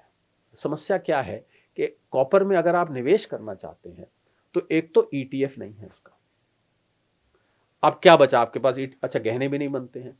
अब क्या बचा कॉपर के? आप सिर्फ फिजिकल फॉर्म में, ईंट के फॉर्म में आप कॉपर को ले सकते हैं। अब है वो सस्ता, सोचिए ना, $5 $4 प्रति उसके, चलिए मैं भारतीय रुपए में बात करता हूँ, मान लीजिए 1300 रुपए किलो है। अब आपने आपने कहा साहब मुझे तो जो है 10 लाख रुपए इन्वेस्ट करने हैं। अब आप लगाइए कितने किलो आपके पास आ गया। तो पहले तो मुझे जवाब दीजिए, आप उठा के कैसे लाएंगे? आपको एक ट्रक ले जाना पड़ेगा। अच्छा रखेंगे कहाँ? एक कमरा घर का अलग दे दीजिए, पूरे में खाली तांबा भरा हुआ है। यहां तक भी ठीक है। और बड़ी समस्या आपको बताता हूं कॉपर, जब आप उसको बेचने जाएंगे तो बिकेगा नहीं। आपको वो कहेगा कॉपर का विक्रेता, सर ये तो अब कबाड़ी में तोल के बिकेगा, ये तो तांबा जैसे कबाड़ी तोल के लेते हैं वैसे लूंगा, मैं वैसे नहीं लूंगा जैसे आपको बेचा था। जो कि सोने की चांदी के साथ ऐसा नहीं है।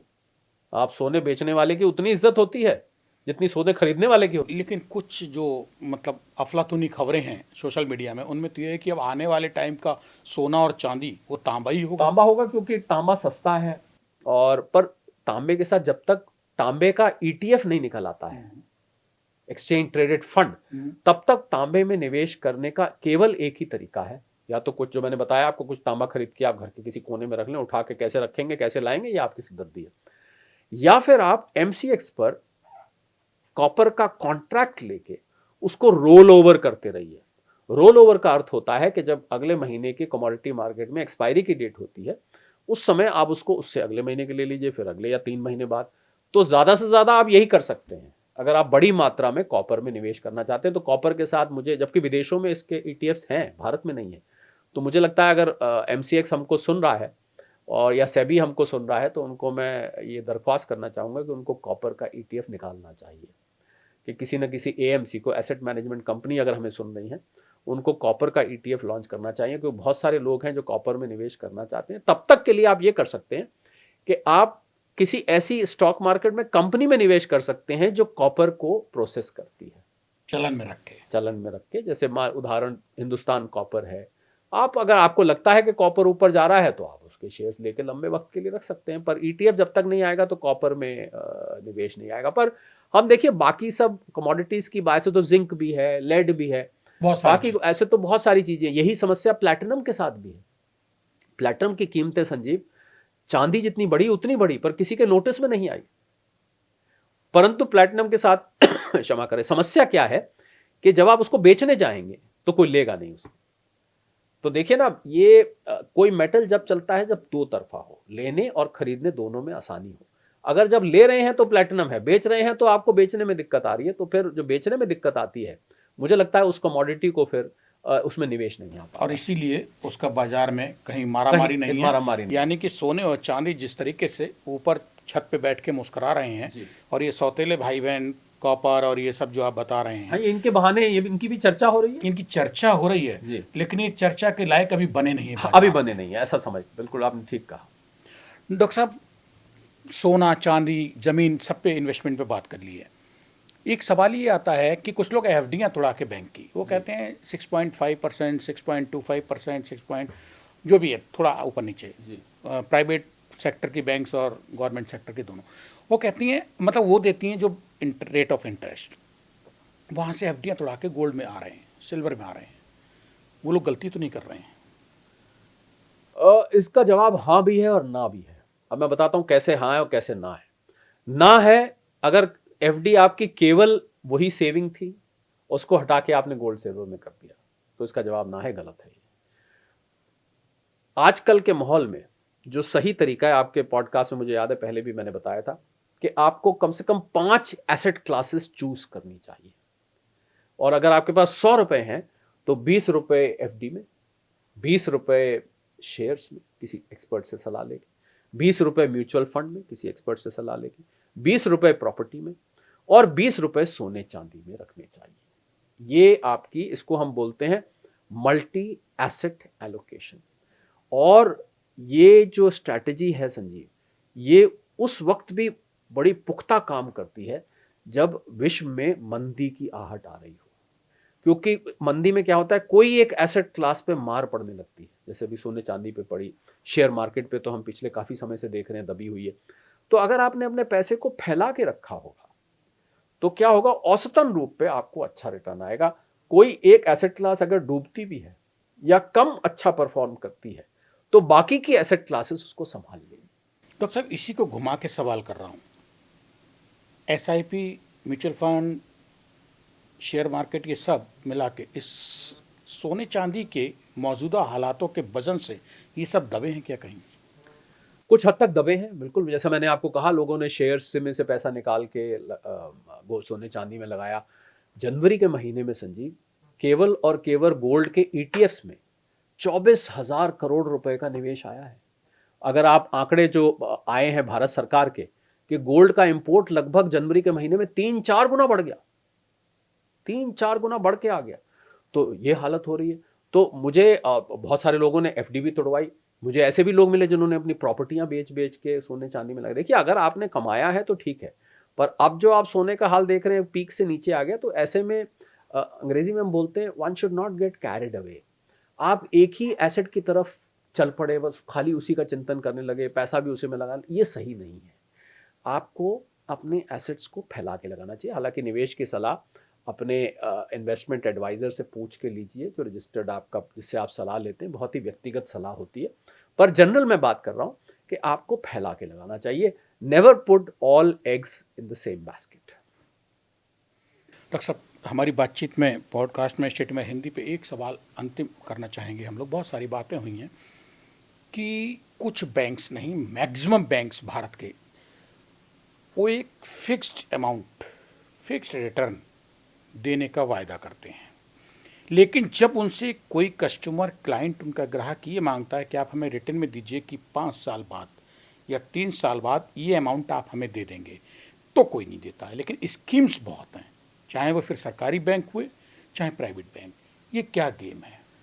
देखिए, पहली बात तो मैं ये कहना चाहूँगा संजीव कि बैंक्स कभी भी आपको, जो उनकी अपनी स्कीम्स हैं, फिक्स डिपॉजिट्स हैं, रेकरिंग डिपॉजिट्स हैं, जितनी भी बैंक स्कीम चलाते हैं, कुछ लोग, कुछ bank one time deposit scheme भी चलाते हैं, कुछ बैंकों का इंश्योरेंस कंपनीज के साथ टाई अप है, उनके साथ वो उनके एजेंट्स हैं, जो भी हैं, आपको कभी भी मैक्सिमम रिटर्न 7 साढ़े आज के हालात में 7 साढ़े 7% से ज़्यादा नहीं हो सकता है पर एनम। पर अगर इससे ज़्यादा आपको कहीं भी कुछ सुनाई दे रहा है बैंक में, तो आपके कान खड़े हो जाने चाहिए, क्योंकि जो रेपो रेट है आरबीआई का, वो रेपो रेट हर दूसरे महीने बाद आरबीआई की मॉनेटरी पॉलिसी आती है और रेपो रेट की घोषणा होती है, बैंकों को उसके अनुरूप ही अपने रेट फिक्स करने पड़ते हैं। तो पहली बात तो 7 साढ़े 7% से अगर कहीं भी बैंक से आपको कुछ मिल रहा है तो आपको चौकन्ना हो जाना चाहिए कि वो बात सही नहीं है और बैंक देगा भी नहीं। चौकन्ना आप तो चौकन्ने बाद में होंगे, बैंक इसका प्रॉमिस भी नहीं करेगा। अब आपने कहा कि बैंक अगर आपको एक फिक्स रिटर्न, कुछ बैंक्स ऐसी स्कीम निकालते हैं जिसमें वो फ्लेक्सिबल इंटरेस्ट रेट्स नहीं होते, फिक्स्ड इंटरेस्ट रेट्स होते हैं, यानी कि वो ये जरूर कहते हैं आपको कि अगर रिपो रेट जो आरबीआई का होता है मॉनेटरी पॉलिसी में, कि अगर वो कम भी हुआ आने वाले समय में महंगाई कम होने की वजह से, तो हम आपको इस रेट पे जरूर देंगे। तो उसको उसको हम फिक्स्ड रेट मैच्योरिटी इन्वेस्टमेंट बोलते हैं कि फिक्स रेट पे आपको कह दिया कि 3 साल बाद आपको ये रेट आज अगर 7.5% है तो आपके लिए 3 साल बाद भी आपको 7.5% पे मिलेगी। और जो फ्लेक्सिबल रेट होती है संजीव, तो क्या करना चाहिए निवेशक को कि जब आरबीआई की पॉलिसी हॉकिश हो, हॉकिश का मतलब है कि जब वो ब्याज बढ़ा रहे हैं यानी कि महंगाई बढ़ रही है, उस समय आपको फ्लेक्सिबल रेट इन्वेस्टमेंट करनी चाहिए, क्योंकि आगे आपको रेट बढ़ के मिलेगा। आपने तो मान लीजिए 6% पे राजी कर लिया और जब आपकी मैच्योर हुई तब तो 7.5% रेट था, तो आप घाटे में आ गए। और जब इंटरेस्ट रेट्स गिर रहे हो, महंगाई कम हो रही हो, उस समय आपको फिक्स रेट इन्वेस्टमेंट में करना चाहिए, क्योंकि आप हायर रेट पे लेंगे, आने वाले समय में रेट कम हो जाएंगे, आपकी मैच्योरिटी पे आपको पुराना रेट जो प्रॉमिस किया था बैंक ने वो मिलेगा। तो ऐसा होता है कि बैंक पर, उसमें बैंक का घाटा है। घाटा इसलिए है संजीव के उसने आपको मान लीजिए 8% कह दिया, अभी मैं कुछ महीने पहले की बात करता हूं, अब गिर के रेट 7 साढ़े 6 7 पे आ गए, तो बैंक को तो 3 साल बाद 8 देना पड़ जाएगा, जबकि उस समय हो सकता है रेपो रेट 5 तक आ जाए, 5.5 तक आ जाए, तो बैंक को उसमें घाटा है। इसलिए अमूमन अब बैंक इस प्रकार की फिक्स रेट प्रॉमिस नहीं कर रहे हैं, क्योंकि इस समय अब रेट गिरने की तरफ है। लेकिन इसके बाद भी सर बैंक बहुत कहते हैं कि हम आपको 12 से 15% तक का दावा करते हैं कि इतना हम आपको दे देंगे पर एनम, अगर आप हमें इतना अमाउंट एक फिक्स देते हैं, नहीं, अमाउंट 12 फिक्स, लेकिन रिटर्न वो कहते देखिए हैं देखिए डबल तो कर ही देखिए देंगे। 12-15% कोई भी बैंक का किसी भी प्रोडक्ट का रेट नहीं है, पहले मैं ये स्पष्ट करना चाहूंगा और सभी लोग इस बात को नोट करें। कुछ बैंक संजीव क्या होता है कि उनका वो लोग आजकल बैंकिंग जो है वो बहुत विस्तृत हो गई, खाली बैंकिंग पैसा जमा कराना निकालना, एफडी और लोन देना नहीं है। बैंकों ने अपनी सर्विसेज को डाइवर्सिफाई किया और बैंक्स फाइनेंशियल सर्विसेज भी देने लगे हैं। मैं बताना चाहूंगा, उन फाइनेंशियल सर्विसेज का एक हिस्सा ये भी होता है कि वो बैंक आपके लिए म्यूचुअल फंड्स में इन्वेस्ट करते हैं। तो ये हो सकता है कि वो बैंक म्यूचुअल फंड में इन्वेस्ट करता हो और उस म्यूचुअल फंड का जो पास्ट रिकॉर्ड है वो 12-15% का रहा हो, तो उसके आधार पर, जैसे उदाहरण के तौर पे मैं बात करूंगा, एचडीएफसी है तो एचडीएफसी बैंक भी है और एचडीएफसी एएमसी भी है, यानी कि वो म्यूचुअल फंड भी चलाता है।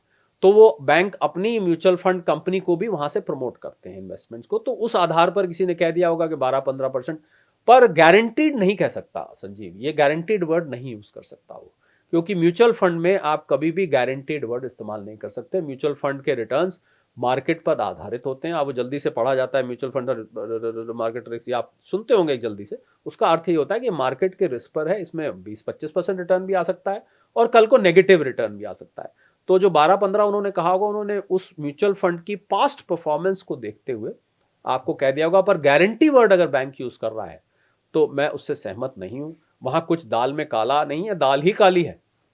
नहीं, वो लिख के ही नहीं दे रहे हैं। नहीं, इसीलिए लिख के नहीं दे रहे ना, क्योंकि वो लिख के कैसे दें? आप आइए, पैसा दीजिए, 4 साल 5 साल हर साल दीजिए, लगाइए 4-5 साल तक, हम आपको इतने % दे देंगे। अब आप मांगिए, लाइए रिटर्न में वो अमाउंट। नहीं, वो नहीं, वो इसीलिए लिख के नहीं दे रहे ना आपको। वो मैं जो गारंटी वर्ड यूज कर रहा हूं, मैं लिखित को ही कह रहा हूं। तो अगर लिखित में नहीं दे रहे तो 4 साल बाद मैनेजर साहब कोई और होंगे, जो डीलिंग रिलेशनशिप मैनेजर कोई और होंगे, आप जाके कहेंगे मुझे उन साहब ने कहा था कि इतना मिलेगा, मुझे तो ये नहीं मिला, तो वो बोल देंगे तो जी मार्केट आधारित है, आपको गलती लगी होगी, ये तो मार्केट पे डिपेंडेंट है, म्यूचुअल फंड में लगाया था, इसकी परफॉर्मेंस अच्छी रही या नहीं रही। तो गारंटीड इतना जो रिटर्न, आप, मैंने आपको एक बेंचमार्क बता दिया ना, अगर आपको आज की डेट में 7-7.5% से ज्यादा गारंटीड रिटर्न कहीं मिल रहा है तो वो उसमें कुछ झोल है। वहां दाल काली है। दाल काली है या दाल काली है, दाल में काला है, जो मर्जी आप कह लीजिए। एक बार सर बस आप जो भी कहना चाहें, हमने बहुत सारी बातें की हैं, आप कुछ ऐसा अगर चलते चलते जिस हम सवाल को नहीं कह पा रहे हैं। बस मैं तो यही कहना चाहता हूँ संजीव, जो मैंने शुरू में कहा था कि मैं बहुत आभारी हूँ जो लोग मुझे देखते हैं, मुझे सुनते हैं। मेरी मंशा केवल यही रहती है कि आपकी खून पसीने की कमाई है, वो अगर शरद कोहली ये तो सह लेगा कि भाई शरद कोहली ने बात करी, हमें स्ट्रैटेजी को फॉलो करके हमें कम रिटर्न आया, पर शरद कोहली को इस बात से दुख होगा अगर लगेगा कि शरद कोहली ने बात करी और आपको घाटा हो गया। कम रिटर्न तो मैं बर्दाश्त कर लूंगा कि भाई आपने बहुत कंजर्वेटिव, बहुत ज़्यादा एग्रेसिव स्ट्रैटेजी पे बात नहीं करी।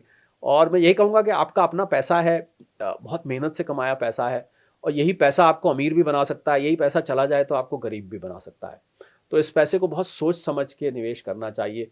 बिल्कुल ऐसे निवेश करिए जैसे किसी की बेटी की का रिश्ता ढूंढा जाता है, मैंने पहले भी बात की थी, तो कैसा घर है, उसकी मार्केट में रेपुटेशन कैसी है, कुछ खाता कमाता है कि नहीं। तो ऐसे ही बिल्कुल जैसे लड़की के लिए दामाद ढूंढा जाता है, ऐसे ही आपको अपने निवेश का संसाधन ढूंढना चाहिए।